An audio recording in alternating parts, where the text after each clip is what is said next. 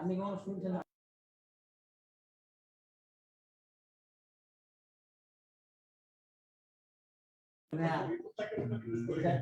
আসসালামু আলাইকুম সানি ভাইয়া। জি স্যার, আলহামদুলিল্লাহ ভালো আছেন আপনি? না এই জন্য মনে হয় অ্যাটেন্ডেন্স এরকমই থাকবে। সানি ভাই আসসালামু আলাইকুম। স্টুডেন্ট আমরা আলহামদুলিল্লাহ শুরু করতে পারি। হ্যাঁ, ওয়ালাইকুম আসসালাম। মিঠুন ভাই শুরু করব? শুভ জি আসছে। ভাই, আমরা ইন্ট্রোডিউস করে মনে হয় শুরু করতে পারি। শুভ ভাইয়ের সাথে কন্টাক্ট করতেছি। ভাইয়া বোধহয় হচ্ছে যত শুভ। তাড়াতাড়ি সম্ভব চলে আসবে ভাইয়া। আচ্ছা ঠিক আছে। আমাকে হ্যাঁ, আসসালামু আলাইকুম। শুরু করি না? হ্যাঁ, আমার কথা শোনা যাচ্ছে ক্লিয়ারলি? জি জি ভাইয়া, লাউড এন্ড ক্লিয়ার, সুন্দর করে। আচ্ছা আচ্ছা, থ্যাংক ইউ ভাইয়া। সুপ্রিয় শিক্ষার্থী বন্ধুরা, তোমাদের সবাইকে আজকে শুভেচ্ছা জানাচ্ছি। আমাদের আজকের যে ওরিয়েন্টেশন ক্লাস, এই ওরিয়েন্টেশন ক্লাসের শুরুতে আমার পরিচয়। আমি ডক্টর মোহাম্মদ সানাউল্লাহ খান সানি, সিনিয়র শিক্ষক বায়োলজি, উদ্ভাসন শিক্ষা পরিবার।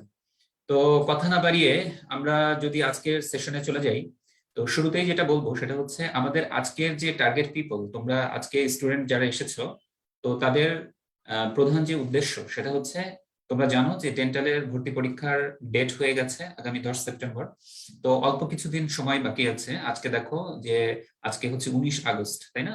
তো মাত্র 20 দিনের মতো সময় রয়েছে। তো এই সময়ের অল্প সময়ের মধ্যে তোমাদের শেষ মুহূর্তের প্রস্তুতিটা তোমরা কিভাবে নিতে পারো, বা ডেন্টালের জন্য আসলে তোমাদের স্কোপ, এখানকার লিমিটেশন, এবং পরবর্তীতে তোমাদের ভর্তি পরীক্ষাটা যেন ভালো হয়। হ্যাঁ, তো এই সার্বিক বিষয়গুলো নিয়ে, এবং যেহেতু ডেন্টাল ভর্তি পরীক্ষা তোমরা জানো মেডিকেল স্ট্যান্ডার্ড এমসিকিউ পরীক্ষা হয়, তো এক্ষেত্রে তোমাদের ট্রিক্স কি হবে, এই ভর্তি পরীক্ষার কোন সাবজেক্টের ক্ষেত্রে তোমরা কিভাবে প্রস্তুতি নিবা, কোন টপিকগুলো থেকে বেশি প্রস্তুতি নিবা, মানে এই সার্বিক বিষয়গুলো নিয়ে আমরা কথা বলবো।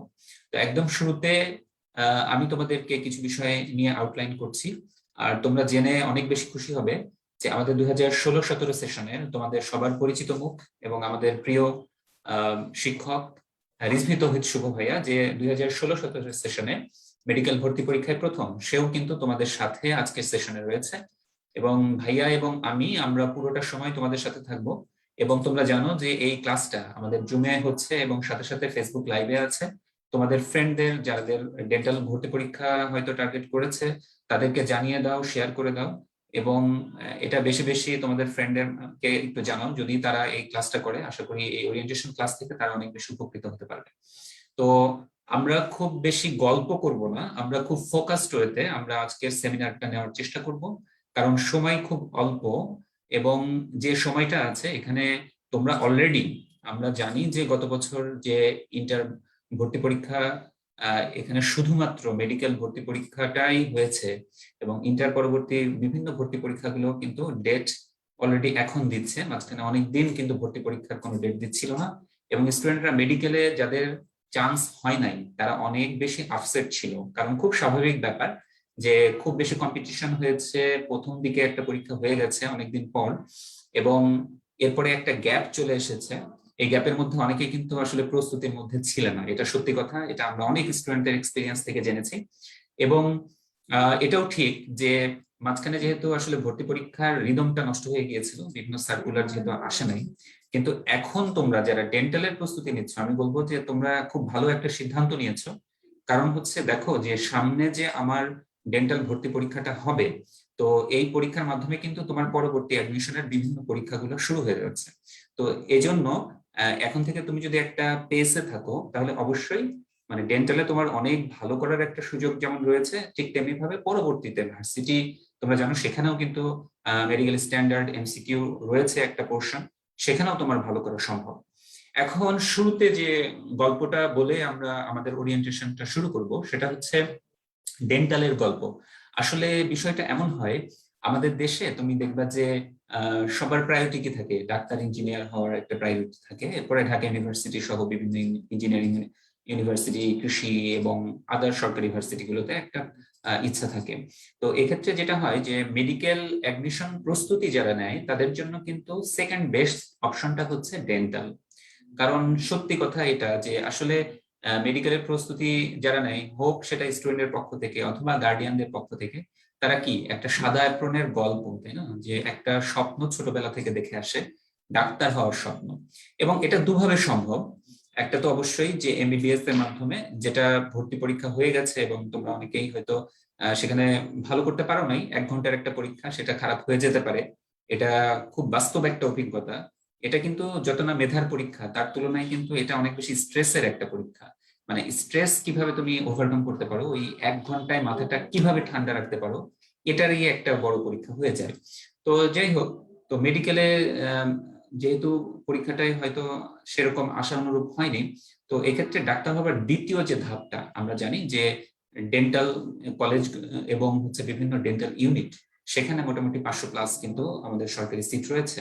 সুতরাং সাদা অ্যাপ্রনের গল্পটা তোমার কিন্তু শেষ হয়ে যায়নি। সেই সাদা অ্যাপ্রনের গল্পটা সত্যি হতে পারে তোমার ডেন্টাল ভর্তি পরীক্ষায় ভালো করার মাধ্যমে। এবং এটা বাস্তবতা যে আসলে দেখো, একটা সাবজেক্ট হিসেবে তোমাকে নিতে হবে। এমবিবিএস যেরকম একটা ডাক্তারি প্রফেশনের একটা ডিগ্রি, ঠিক তেমনি ভাবে বিডিএসও কিন্তু, হ্যাঁ আমার সাউন্ডটা মনে হয় একটু হচ্ছে না, হ্যাঁ বিডিএসও কিন্তু আসলে ডাক্তারি হওয়ার একটা ডিগ্রি। এবং এটা অনেকের মধ্যে কনফিউশন থাকে হয়তো, যে আসলে বিডিএস এ পড়লে কেমন হবে বা কি। আসলে সত্যি কথা হচ্ছে কি, এখন আসলে এমবিবিএস বা বিডিএস এই ডিগ্রিগুলা একটা প্রিলিমিনারি ডিগ্রি। এটা হচ্ছে একটা এন্ট্রি বলা যায়। তুমি যখন বিডিএস বা এমবিবিএস যখন শেষ করবা, এরপরে কিন্তু তোমাকে যেটা করতে হবে সেটা হচ্ছে আরো বিশেষায়িত ডিগ্রি অর্জন করতে হবে। তো আমাদের একটা ভুল ধারণা থাকে, যেমন বিডিএস এ আমরা বলি কি যে দাঁতের ডাক্তার। আসলে কি শুধুমাত্র তারা দাঁত নিয়েই ডিল করে? বিষয়টা কিন্তু মোটেও এরকম না। তোমরা এই কথাটা হয়তো কেউ কেউ শুনে থাকতে পারো, সেটা হচ্ছে ম্যাক্সিলোফেশিয়াল সার্জারি। হ্যাঁ, বিডিএস যেটা আসলে, এটা আসলে ম্যাক্সিলোফেশিয়াল সার্জারি।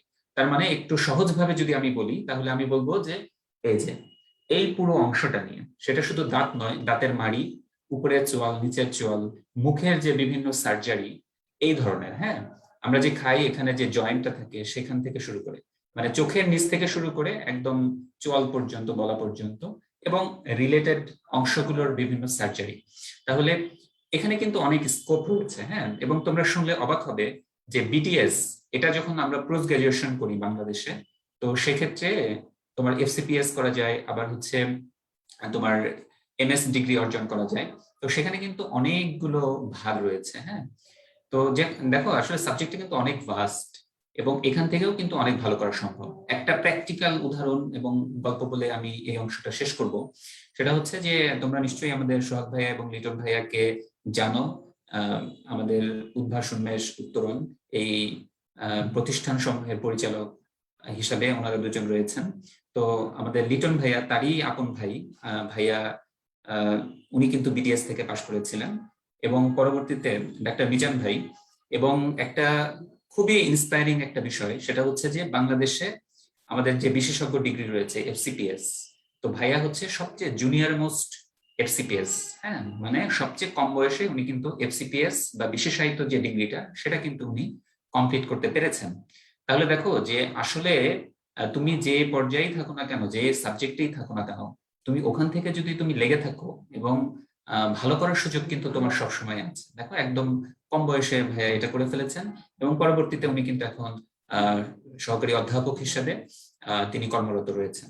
সুতরাং তোমাদের জন্য অবশ্যই অনেক বড় একটা স্কোপ রয়েছে সাদা অ্যাপ্রনের গল্পটাকে যদি সত্যি করতে চাও।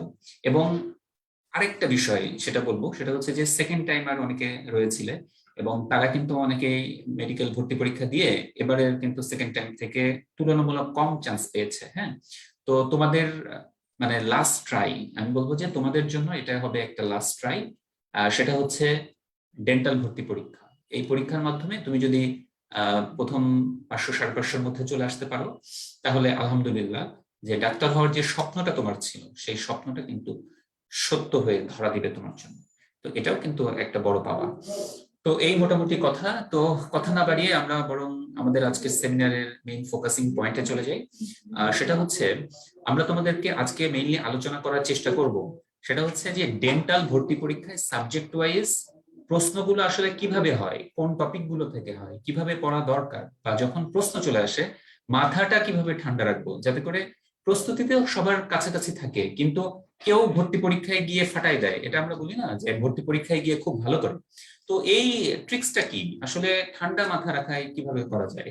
অথবা যে প্রশ্নের অপশনগুলো আসে ওই অপশনগুলো থেকে কিভাবে তুমি দ্রুত সঠিক অ্যান্সারটা পিক আপ করতে পারো, এগুলো নিয়ে আমরা মোটামুটি একটু আউটলাইন দেওয়ার চেষ্টা করব। আচ্ছা, আমরা এরপরে চলে যাই নেক্সট। হ্যাঁ, দেখো এই কথাটা আমি বলেছি মাত্র 20 দিন বাকি, তবে ভয় পাওয়ার কিছু নাই। 20 দিন অনেক দিন। তোমরা যদি একটু চিন্তা করো যে আমাদের main subject biology, chemistry, physics, এর সাথে ইংলিশ এবং জিকে পড়তে হবে। তো ইংলিশ আর জিকেটা আমরা প্রতিদিনই অল্প অল্প করে পড়বো। তাহলে বাকি যে সাবজেক্ট গুলো থাকলো এর মধ্যে বায়োলজিটা অনেক বেশি গুরুত্ব দিয়ে পড়তে হবে, কেমিস্ট্রিটা খুব ভালো করে পড়তে হবে। আমি তোমাদের আজকের সেমিনারে আমি আবার একটা জিনিস খুব জোর দিয়ে বলতে চাই, সেটা হচ্ছে যে মেডিকেল ভর্তি পরীক্ষা অথবা ডেন্টাল ভর্তি পরীক্ষা তুমি যদি ভালো করতে চাও, তোমাকে কেমিস্ট্রিতে ভালো করতে হবে, কেমিস্ট্রিতে আলাদা ভাবে জোর দাও। ঠিক আছে? তাহলে আমাদের 20 দিনের মধ্যে তুমি 3 সাবজেক্ট যদি ভাগ করো, 3 6 18, মোটামুটি 5-6 দিন করে কিন্তু তুমি এক একটা সাবজেক্টের জন্য সময় পাচ্ছ। সুতরাং খুব কম সময়ও না, আবার খুব বেশি সময় তো অবশ্যই না। এই সময়টাকে কাজে লাগাও। ঠিক আছে? এটাই বলবো। আমরা এরপরে যাই। আচ্ছা, তোমাদের আরেকটু বলি, সেটা হচ্ছে যে কোশ্চেন আনসারে তোমরা অবশ্যই অনেক কোশ্চেন আনসার করবা। আমরা 2 ভাইয়া রয়েছি এবং আমাদের টিম মেম্বার ভাইয়ারা রয়েছেন। তো তোমাদের প্রশ্নগুলোর অ্যান্সার, হ্যাঁ, সেটা আমরা প্যারালাল এই সেমিনারের পাশাপাশি দেওয়ার চেষ্টা করব। হ্যাঁ, তোমরা কোশ্চেন আনসার করতে থাকো, অসুবিধা নেই। আচ্ছা, আমরা একটু সংক্ষেপে দেখে নিই যে বাংলাদেশের বিভিন্ন মেডিকেল কলেজ, সেখানে ডেন্টাল ইউনিট রয়েছে এবং ঢাকা ডেন্টাল কলেজ রয়েছে। এগুলোর টোটাল সিট সংখ্যা তোমরা যদি একটু খেয়াল করো, তাহলে টোটাল সিট 530, ফ্রিডম ফাইটারের জন্য রয়েছে 10, আর ট্রাইবাল 5, এই মোটামুটি 545। তাহলে মনে করে ধরে নাও প্রথম 550-এর মধ্যে তোমাকে থাকতে হবে। আমরা এরপরে যাই। একজন কিন্তু খুব ভালো এক্সপিরিয়েন্স শেয়ার করেছে যে আমি কেমিস্ট্রিতে খারাপ করার জন্য মেডিকেলে ভালো করতে পারি নাই। এটা সবারই কমন গল্প। কেমিস্ট্রিতে ভালোভাবে জোর দাও, হ্যাঁ, অনেক বেশি জোর দাও। কেমিস্ট্রিতে ভালো করতে পারলে দেখবে যে ওভারঅল তোমার কিন্তু রেজাল্টটা ভালো হবে। আচ্ছা, এবছরের বিষয়টা দেখো যে 53,000 পরীক্ষার্থী কিন্তু অ্যাপ্লাই করেছে ডেন্টালের জন্য, আর আসন 545। তাহলে এক আসনের বিরুদ্ধে তোমাকে লড়াই করতে হবে 97 জন। তাহলে এখন চিন্তা করবা যে কোন 96 জন ফেল করবে, আর ওই 97 জনের একজন কে হবে, তাই না? তো এক্ষেত্রে একটু বলে রাখি, ভয় পাওয়ার কোনো কারণ নাই, কারণ প্রার্থী অনেক। তোমরা জানো যে মেডিকেলের পরে প্রথম পরীক্ষা হচ্ছে ডেন্টাল ভর্তি পরীক্ষা। এজন্য দেখা যায় যে অনেকে অ্যাপ্লাই করেছে, কিন্তু সত্যি কথা তুমি যদি চিন্তা করো যে ডেডিকেটেডলি ডেন্টালের জন্য প্রিপারেশন নিচ্ছে কতজন, এটা মনে রাখবা যে ডেডিকেটেডলি ডেন্টালের জন্য প্রিপারেশন নিচ্ছে কতজন। এটা যদি চিন্তা করো তাহলে দেখবা প্রতিযোগী এই যে 53,000 না, এটা নেমে আসবে 5,000 7,000-এ। ঠিক আছে? 5 থেকে 7,000। তাহলে ডেন্টালের জন্য ডেডিকেটেডলি এভাবে প্রিপারেশন নিচ্ছে। সুতরাং মনে করবা যে 10 জনে একজন। সুতরাং কম্পিটিশনটা কিন্তু এত বেশি না। এই জন্য আমরা বলছি যে প্রার্থী অনেক, কিন্তু এর মধ্যে আসলে প্রতিযোগী যারা আসলেই ডেন্টাল টার্গেট করে পরীক্ষা দিচ্ছে এরকম কিন্তু কম। সুতরাং সম্ভাবনা কিন্তু অনেক বেশি আছে। আমরা নেক্সটে যাই। আচ্ছা, নম্বর বন্টন তোমরা জানো, খুব সহজ কথা। এটা সবাই জানে যে বায়োলজিতে থাকে 30, রসায়ন 25, পদার্থ 20, ইংরেজি 15 এবং সাধারণ জ্ঞান 10। এখানে একজন প্রশ্ন করেছে, আমি একটু উত্তরটার সাথে সাথে দিয়ে দিই, যে এখানে বলা হচ্ছে বাংলাদেশের মুক্তিযুদ্ধ স্বাধীনতা। তো আসলে বাংলাদেশ পুরোটাই পড়তে হবে। মুক্তিযুদ্ধ স্বাধীনতা থেকে বেশি প্রশ্ন থাকবে, 4-5টা প্রশ্ন মুক্তিযুদ্ধ স্বাধীনতা থেকে থাকবে। কিন্তু এর মানে এই না বাংলাদেশের ইতিহাস থেকে থাকবে না, বাংলাদেশের সংবিধান থেকে থাকবে না, এরকম না। পুরো বাংলাদেশটাই ভালো করে পড়বা। হ্যাঁ, আর সাবজেক্ট ওয়াইজ কিভাবে পড়বা এটা আমরা রিলেটেড অংশে বলে দিব। ঠিক আছে? আমরা এরপরে যাই। হ্যাঁ, এরপরে যাই। Next slide. আচ্ছা, এটা তোমরা একটু খেয়াল করো যে কেন আমরা এত গুরুত্ব দিচ্ছি। আসলে ট্রিক্স খুব ইম্পর্টেন্ট, যে এক্সাম স্ট্র্যাটেজি, তাই না? তাহলে এখানে দেখবা যে আমরা বলি যে একটা এমসিকিউ এর জন্য আসলে কত মার্কস কাটা যাবে। তোমরা যদি দেখো 0.25 নাকি 1.25, হ্যাঁ বলতো আসলে কত মার্কস কাটা যায়। আসলে মনে রাখবা যখন তুমি একটা কোশ্চেনের অ্যান্সারে ভুল করো তখন কিন্তু আসলে 1.25 কাটা যায়। কিভাবে কাটা যায়? মানে তুমি তো সঠিক অ্যান্সার করলা না, তাহলে 1 মার্ক তো এমনি কাটা গেল, যেটাতে সঠিক অ্যান্সার হলে তুমি 1 মার্ক পেয়ে যেতে। আর ওই যে 0.25 কাটা যায় হচ্ছে ভুল অ্যান্সার করার জন্য। তাহলে আসলে তুমি যদি একটা ভুল অ্যান্সার করো তোমার কিন্তু মার্কস কমে গেল। এই কথাটা বলছি, মার্কস কমে গেল। কত কমে গেল? 1.25। আরেকজনের কাছ থেকে তুমি কিন্তু একটু পিছিয়ে গেলা। হ্যাঁ, আমাদের এটার উপরে একটা পোল ছিল, আমি কি থ্রো করে দিব? হ্যাঁ, পোলটা একটু দেখেন তাহলে। আচ্ছা, অনেকেই অ্যান্সার করছে কোশ্চেন অ্যান্সারে। হ্যাঁ, দেখি আসলে স্টুডেন্টদের রেসপন্স কি, তোমরা একটু যদি ই করো।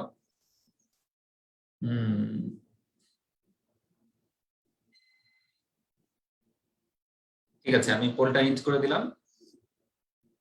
রেজাল্টটা যদি তোমরা দেখো, দেখো আমার কথার সাথে কিন্তু তোমাদের মিলে যাচ্ছে। ঠিক আছে, অধিকাংশ স্টুডেন্ট কিন্তু মনে করছে যে আসলে 1.25 কাটা যায়। ঠিক আছে,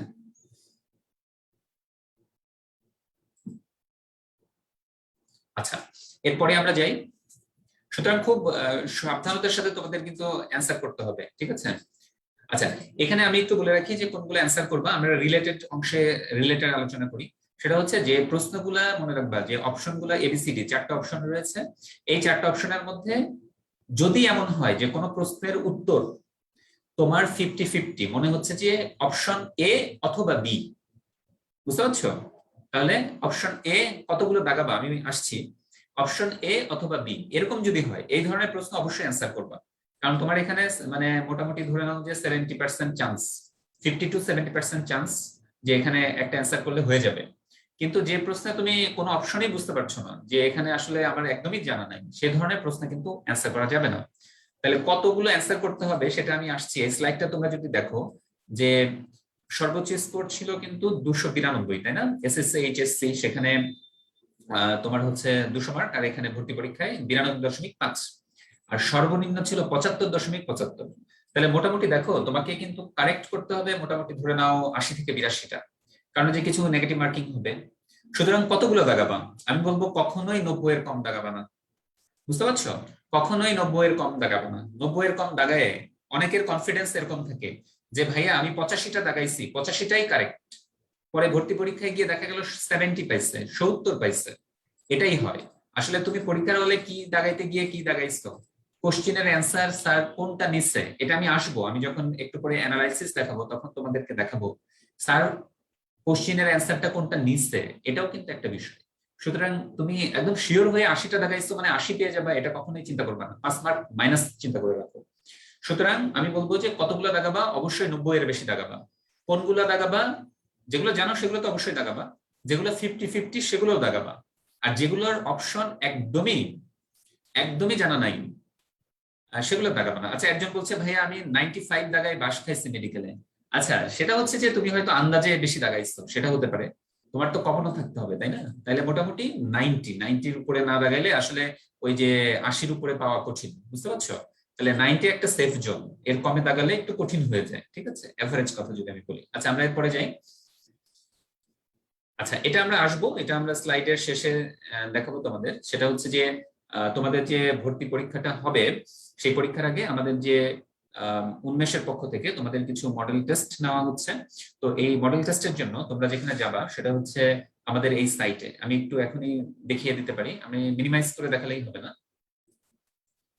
আচ্ছা আমার স্ক্রিন শেয়ারটা কি হবে, এখানে যাবো, এখানে যা। আচ্ছা কি স্ক্রিন শেয়ার?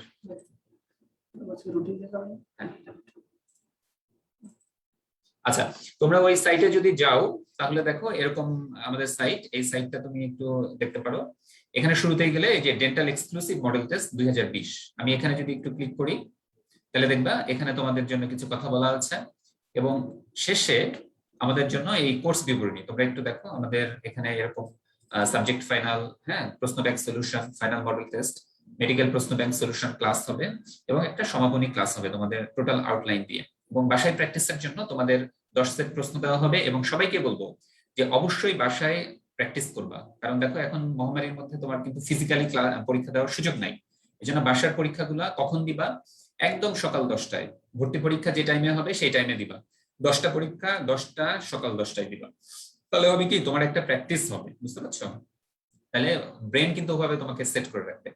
আচ্ছা আমাদের শুরু হচ্ছে 21 আগস্ট, তোমরা জানো কোর্স ফি 1000, এবং আমাদের পূর্ববর্তী স্টুডেন্টদের জন্য সেটা 50% ছাড়।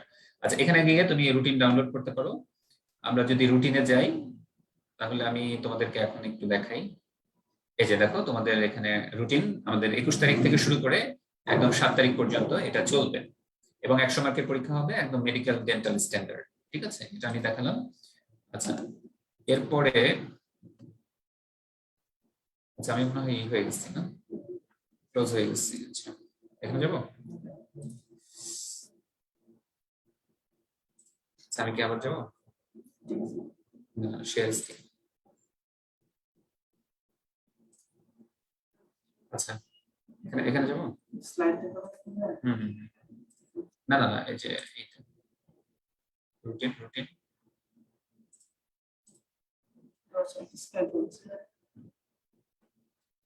ভাইয়া স্লাইড শেয়ার দেওয়া হয়েছে, আপনি স্ক্রিন শেয়ার অফ করে দিলে। আচ্ছা ঠিক আছে, অসুবিধা নেই। হ্যাঁ, স্লাইড শেয়ারটা অফ না? আচ্ছা ঠিক আছে, তাহলে আমি তোমাদেরকে যেটা বলছিলাম ওই রুটিনটা দেখে নাও, এবং ওটার পাশেই আমাদের কিন্তু ভর্তির বিষয় আছে, সেখানে ক্লিক করে তুমি ভর্তি হতে পারো অনলাইনে। আচ্ছা, আমাদের এই কোর্স বিবরণী আমি অলরেডি বলেছি যে আমাদের সাবজেক্ট ফাইনাল হবে 8 সেট মেডিকেল প্রশ্ন ব্যাংক সলিউশন এক্সাম। তোমরা জানো যে প্রিভিয়াস প্রশ্ন থেকে কিন্তু ডেন্টালে প্রচুর প্রশ্ন হয়, তো এজন্য এই প্রিভিয়াস কোশ্চিন মেডিকেল প্রশ্ন ব্যাংকটা যেখানে ডেন্টাল এবং মেডিকেলের প্রশ্ন থাকে সেটা সলভ করাটা তোমাদের জন্য খুবই ইম্পর্টেন্ট। সুতরাং সেখানে 2 সেট আমরা পরীক্ষা নিব, তোমাদের ফাইনাল মডেল টেস্ট হবে 5টা, এবং বাসায় প্র্যাকটিসের জন্য আমরা 10 সেট দিচ্ছি। তাহলে টোটাল তোমাদেরকে 25টা সেট, মানে প্রায় 2500 প্রশ্ন, সেটা কিন্তু তুমি সলভ করে নিচ্ছ। এবং আমাদের একটা সলিউশন ক্লাস হবে, প্রোগ্রাম সমাপ্তি নিয়ে একটা ক্লাস হবে। তাহলে এই বিষয়গুলো তোমাদের একটু জানা থাকা ভালো হবে, ঠিক আছে? আমরা একটু আগেই তাইলে। আচ্ছা, সঠিক উত্তর না থাকলে কি হবে? আচ্ছা, সেগুলো আমরা আসতাম। আসলে বিষয়টা হচ্ছে কি, যদি তুমি কোনো প্রশ্নের উত্তরটা এভাবে চিন্তা করো যে এখানে কোনো সঠিক উত্তর নাই, আসলে সঠিক উত্তরটা হয়তো আছে। এখন কথা হচ্ছে যে স্যার আসলে কোনটাকে অ্যান্সার হিসেবে নিয়েছে। তুমি যদি একদম শিওর থাকো যে এটাই সঠিক অ্যান্সার নাই, ওই কোশ্চিনটা দাগানোর দরকার নাই, বুঝতে পারছো? আবার এমনও হয় যে অনেক সময় ভুল অপশনটাই একটা সঠিক উত্তর হিসেবে দাগানো হয়। তো এখন স্যার কোনটাকে অপশন হিসেবে বা উত্তর হিসেবে নিয়েছে এটা তো তুমি জানো না। তাহলে এই ধরনের প্রশ্ন যেটা তুমি ওভার শিওর, যেখানে ব্ল্যাঙ্ক অ্যান্সার, সেটা দাগাবা না।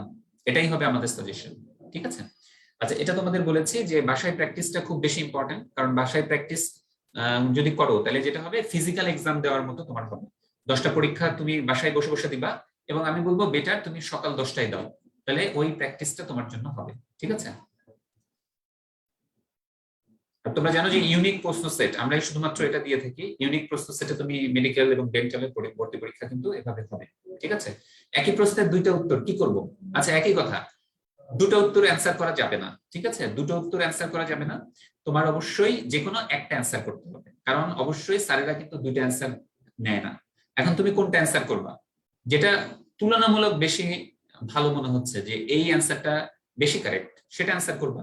অথবা এমন যদি হয় যে হাসান স্যারের বই থেকে একরকম অ্যান্সার হয়, আজমল স্যারের বই থেকে একরকম অ্যান্সার হয়, বোটানির ক্ষেত্রে কি করব, আমরা হাসান স্যারের বই অনুযায়ী অ্যান্সার দিব। আবার ধরো জুলজির ক্ষেত্রে আজমল স্যারের বই অনুযায়ী যেটা অ্যান্সার হয় সেটাই অ্যান্সার করব, কারণ চান্স বেশি যে আজমল স্যারের জুলজি বই থেকে প্রশ্নটা হয়েছে, হাসান স্যারের বোটানি বই থেকে প্রশ্নটা হয়েছে, ঠিক আছে? আচ্ছা, এটা আমরা বললাম। এবং তোমাদেরকে 28 আগস্ট থেকে তোমরা আমাদের ব্রাঞ্চগুলোতে ফিজিক্যালি এসে এই প্রশ্ন সেটগুলো নিতে পারো, এবং তখন থেকে কিন্তু পরীক্ষা দিয়ে ফেলতে হবে তোমাদের, ঠিক আছে? আমরা এরপরে যাই।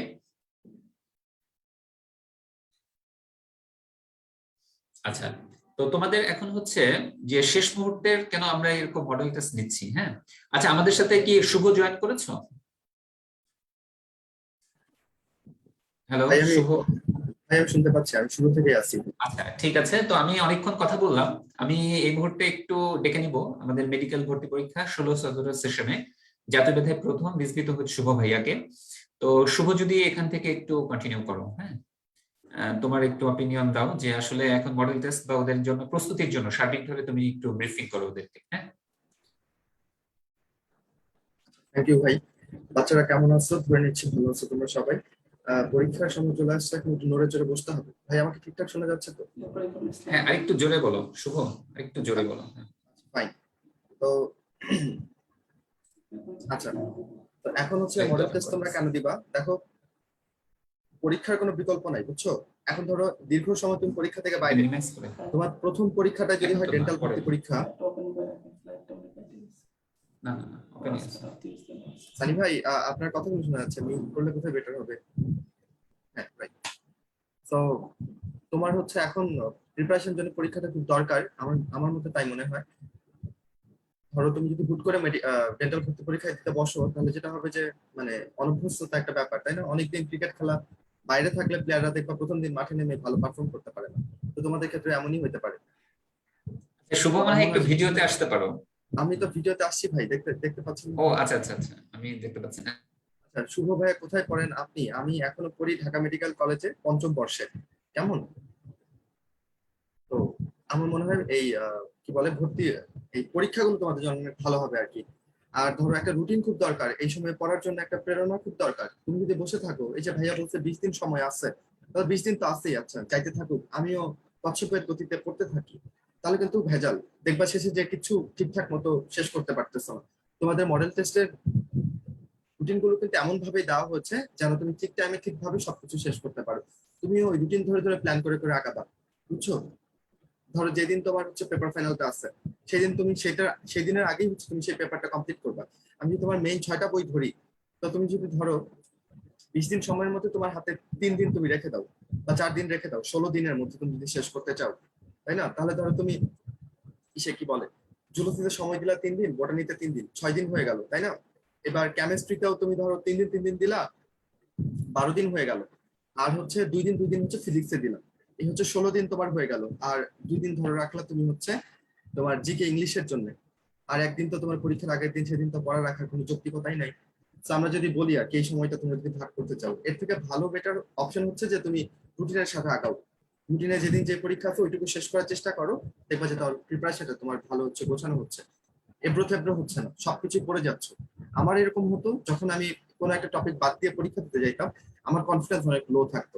যদিও আমি অন্য ম্যাক্সিমাম ধরো 90% টপিক খুব ভালো মতন পড়ছি, কিন্তু এই যে 10% টপিক আমি পড়ি নাই, এটা সবসময় আমার মনের ভেতরে ছটফট করতো। আমি ভাবতাম এটার জন্যই বোধহয় আমি নাম্বারটা কম পাবো। ভাই প্লিজ কিছু করেন। ম্যাথ সম্পূর্ণ ভুলে গেছি, ম্যাথ তো কিছু নাই, ম্যাথ নিয়ে তো টেনশন নাই, ম্যাথ ভুলে গেলে কোনো সমস্যা নেই, ডেন্টালের পরে মনে করি। আর যে 2-4টা ফিজিক্সের বা কেমিস্ট্রির যে 2-4টা ম্যাথ আসবে সেগুলো তুমি পারবা, সোজা ম্যাথ আসবে, বই পড়লে ওই ম্যাথ গুলো কভার হবে, আলাদা করে ম্যাথের জন্য প্রিপারেশন কিছু নাই এখন। আচ্ছা, সেই হচ্ছে কথা। আমরা যদি নেক্সট স্লাইডে যাই, তা আমরা এখন যেটা করতে চাই তোমাদের সাথে নিয়ে, তোমরা তো ধরো আমি জানি না সবাই ডেন্টালের আগের বছর প্রশ্নগুলো সলভ করছো কিনা, আমরা জাস্ট তোমাদের একটু চোখটা খুলে দিতে চাই। আমরা তোমাদেরকে দেখিয়ে দিতে চাই জোর করেই যে আসলে কোন কোন জায়গা থেকে বেশি বেশি প্রশ্ন আসে। এবং আর যাই করো, এই টপিকগুলো না দেখে গেলে যে তুমি কিছু প্রশ্ন মিস করবা, সেই ধারণাটা তোমাদেরকে দিতে চাই। তো এইখানে আমরা কিছু প্রশ্ন সিলেক্ট করে নিয়েছি, আশা করি সামনের কিছু সময় তোমরা আমাদের সাথে থাকবা এবং এতে করে তোমার কিছু প্রশ্ন পড়া হয়ে যাবে এবং কিছু টপিক তোমার মাথায় গেঁথে যাবে। যখন তুমি বইটা খুলবা তখন তোমার মনে পড়বে যে ভাইয়া বলছিল এই টপিকটা ভালো মতনে পড়তে হবে, এটা ভালো মতনে পড়তে হবে, তো এটা আমাদের ভালো মতনে পড়া উচিত। সেটা একটা ছোটখাটো সাজেশনও বলতে পারো, অ্যানালাইসিসও বলতে পারো। তো আমি হচ্ছে এখানে কেমিস্ট্রি, ফিজিক্স এবং ইংলিশটা নিয়ে একটু কথা বলবো, দেন সানি ভাই হচ্ছে বায়োলজি এবং জেনারেল নলেজটা নিয়ে একটু কথা বলবে। তো আমরা কথা না বাড়িয়ে আমি একটু আমার নিজের স্লাইডটা শেয়ার করি এখন।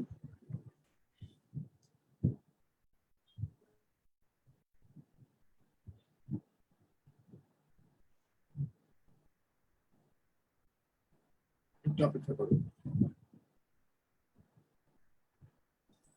এই শুভ, ওই সাবজেক্ট শুরুর আগে ওই সাবজেক্টটার প্রস্তুতিটা কিভাবে নিবে সংক্ষেপে তুমি যদি একটু বলে দাও, কেমিস্ট্রি, ফিজিক্স আর ইংলিশটা, শিওর ভাই। ওই রেসপেক্টিভ সাবজেক্টটা। হ্যাঁ, জি ভাই। আচ্ছা আচ্ছা, দেখো এখন তো আলাদা করে আমার স্ক্রিন কি দেখতে পাচ্ছ তোমরা? আশা করি দেখতে পাচ্ছ।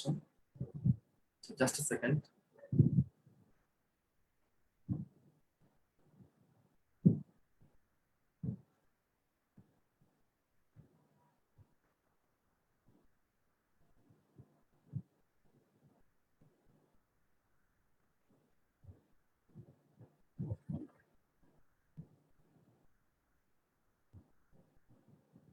রাইট, আমরা চলে আসছি।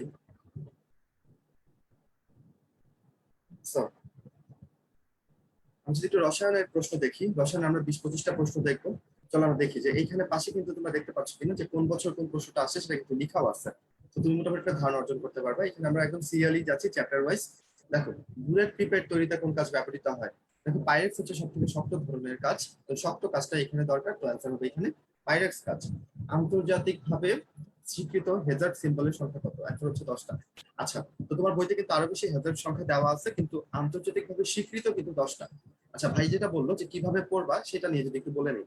দেখো, নতুন কোনো তথ্য পড়ার দরকার নেই। মেডিকেলের জন্য একটা প্রিপারেশন নিচ্ছ, যে বইগুলো তুমি পড়ছো, যে রিসোর্স গুলো তোমার আছে, সেগুলোতেই চোখ বুলাবা। তথ্যগুলোতে চোখ বুলালেই তোমার পুরনো স্মৃতি সব মনে পড়বে। কেমন? আর তো বললাম রুটিন করে নিতে হবে। এই পেপারের জন্য এতদিন সময়, এই পেপারের জন্য এতদিন সময়, এমন করে রুটিন করে নিবা, সেই রুটিন ধরে ধরে পড়বা।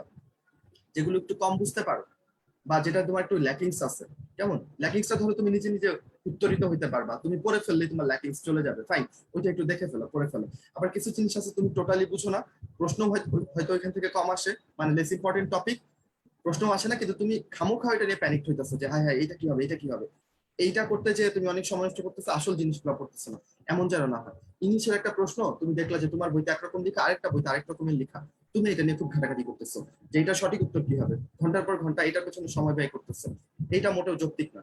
ওইটা উচ্ছন্নে যাক, ওই একটা প্রশ্ন আসবে না তোমার পরীক্ষাতে, ওইটা নিয়ে তুমি চিন্তা করো না, ঠিক আছে? তুমি কাজের পড়াগুলো পড়ো, ওইটা একবার পুরোটা রিভিশন দেওয়ার চেষ্টা করো। মানুষ চাইলে কি না পারে, তুমি ভর্তি পরীক্ষার আগে প্রিপারেশন নিচ্ছ না, মেডিকেল ভর্তি পরীক্ষার আগে, তুমি তো জানো সময়টা কেমন, তাই না? তুমি তো জানো কিভাবে বইগুলো একবার করে শেষ করতে হয়। মেডিকেল ভর্তি পরীক্ষার আগে কি ভুলগুলো হয়েছে সেটাও তোমার চোখের সামনে একদম দৃশ্যমান। তো সেইগুলো যেন এখন আর না হয়। আমরা কিন্তু বেশ আগে আগেই তোমাদেরকে সতর্ক করে দিতে চাচ্ছি। এখনো কিন্তু তোমার প্রায় 3 সপ্তাহ সময় আছে, তাই না? তো ব্যবহার করতে জানলে সবসময় কিন্তু ভালো সময়, বুঝতে পারছো? তো এই আর কি, তো তুমি ব্যবহার করো সময়টাকে ঠিকঠাক মতো। তো কেমিস্ট্রির ক্ষেত্রে তুমি চ্যাপ্টার গুলো দেখে যাও, দেখো তুমি যদি ভাবো প্রথম চ্যাপ্টারটা লেস ইম্পর্টেন্ট, এটা না পড়লেও হবে, তাহলে তুমি একদম ভুল। দেখো এখানে এই যে এই প্রথম 3টা প্রশ্নই কিন্তু প্রথম চ্যাপ্টারের প্রশ্ন, তাই না? তাহলে তোমার দাগানো বই, দাগানো লাইনগুলো ভালো মতো করে যাও, তাহলে হবে, ঠিক আছে? আর হচ্ছে সাথে সাথে পরীক্ষা দাও। এখন বাসায় নিজে নিজে পরীক্ষা দিলে তো আর সেই আমেজ আসবে না, তারপর তোমার ধরো কি বলে এটাকে, পজিশনও তুমি বুঝতে পারবে না। তাই বেটার হচ্ছে এখানে অল্প টাকায় অল্প সময়ে অল্প একটা মডেল টেস্ট চলতেছে, এখানে পার্টিসিপেট করে ফেলো, বেটার হবে। যারা সত্যিকার অর্থে চাচ্ছ, আর যাদের মধ্যে দোটানা আছে যে না কি করবা না করবা বুঝতে পারতেছো না, তোমরা একটু ডেঞ্জার জোনে আসছো। প্রিপারেশন নিতে হইলে একটু করে নিবো আর একটু করে নিবো না, এটা হয় না আসলে। নিতে হইলে পুরোটা দিয়ে নাও, ঠিক আছে? এবং ভাই যেটা বললো এখানে সংখ্যা অনেক দেখাইতে পারে, এখানে তোমরা একদম ঘাবড়ায় না। কারণ মানুষ অনেক, তোমাদের মধ্যে হয়তো অনেকে মানসিক ভাবে অনেক বিপর্যস্ত, তাই না? মন মেজাজ একটু খারাপ। তো যারা এখান থেকে নিজেকে তুলে নিয়ে আসতে পারবা, একটু রিভাইভ করে শেষ সময়ের মতো একটা দম নিয়ে শুরু করতে পারবা, তারাই কিন্তু জিতে যাবা। এখন ডিসাইড করার মালিক হচ্ছে তুমি, যে তুমি কি আসলে চান্স পেতে চাচ্ছ, কি আসলে নাকি সময় যাচ্ছে যাক, যেমন করে যাচ্ছে যাক, ব্যাপারটা আমার। আসো তাহলে আমরা এখানে শুরু করি। এটা বললাম, তারপর বুলেটের সাহায্যে, বুলেট তোমরা চেনো আশা করি, এটা দিয়ে কতটুকু মাপা যায়, বইতে এগুলো একদম স্পষ্ট করে লেখা, কোথাও লুকানো কোনো প্রশ্ন না, বুঝছো? বইতে যেটা দেওয়া আছে 0.1 centimetre cube, 1 centimetre cube equal to 1 মিলি, তার মানে 1 মিলির 10 ভাগের 1 ভাগ তুমি মেপে ফেলতে পারবা বুলেট দিয়ে। তুমি এটাই সর্বনিম্ন, এর থেকে বেশি অ্যাকুরেট করে আর কিছু মাপতে পারবা না। দেন আমরা যদি যাই, কোন নীতির ভিত্তিতে অরবিটালে পরমাণু ইলেকট্রন বিন্যস্ত হয়। তোমার বইতে লেখা আছে ইলেকট্রন বিন্যস্ত হওয়ার জন্য নিয়ম আছে আপাও নীতি, হুন্ডের নিয়ম এবং পলির বর্জন নীতি। আর এই যে এখানে একটা তথ্য লেখা VSEBR, valency shell electron pair repulsive theory. এই থিওরি দিয়ে অ্যাকচুয়ালি কি করে, এই থিওরি দিয়ে ওই যে তোমরা H2O অণুটার ক্ষেত্রে দেখছো যে তাদের sp3 সংকরায়ন থাকার পরেও তাদের কি বলে এই বন্ধন কোনটা কমে আসতেছে, তাই না? এই কমে আসার কারণ কি, মুক্ত জোড় ইলেকট্রন গুলোর বিকর্ষণ। এই থিওরিটাই হচ্ছে এই যে এইটার নাম valency shell electron pair repulsive theory. তাহলে এইটা তো আর ইলেকট্রন বিন্যাসের নিয়ম না, তাই না? এটা বন্ধন কোণ কত বাড়বে না কমবে এইটার নিয়ম, ইলেকট্রন বিন্যাসের নিয়ম হচ্ছে এটা। তাহলে অ্যান্সার কি হবে? বি। দেন আসো ফার আয়ার রশ্মি। আমরা যে টপিকগুলো বলতেছি সেই টপিকগুলো জানো, তুমি যখন রিভাইজ দিবা সেইগুলোতে যেন একটু এক্সট্রা ইম্পর্টেন্স দাও, কারণ দেখবে এগুলো থেকে আবার আসতেছে। সো ফার আয়ার কোথায় ব্যবহার করি আমরা? বেদনা উপশমে ফার আয়ার ব্যবহার করা হয়। জাল টাকা শনাক্তকরণে কি আয়ার রশ্মি ব্যবহার করা হয় বলো? না। কি ব্যবহার করা হয়? আমি জানি তোমরা পারো, ইউভি রে, তাই না? সিটি স্ক্যানিং এ কি ব্যবহার করা হয়? এক্স রে ইউজ করা হয়। আচ্ছা, জৈব যৌগের কার্যকরীমূলক শনাক্তকরণে কি ব্যবহার করা হয় বলো? এখানে আয়ার, বাট এটা ফার আয়ার না, এটা হচ্ছে মিডল আয়ার, তাই না? সবগুলোই জেনে জেনে যেতে হবে আমাদেরকে। কোনটা পানিতে দ্রবণীয়? আচ্ছা, ওটা দ্রবণীয়, ভালো কথা। এখন দেখো আমি যদি এখানে আরো দুটো অপশন অ্যাড করি, যেমন দ্রাব্যতা অংশে এটার আলোচনা আছে, সিলভার ক্লোরাইড আর সিলভার ফ্লোরাইড, এই দুইটার মধ্যে কোনটা দ্রবণীয় হবে কোনটা হবে না।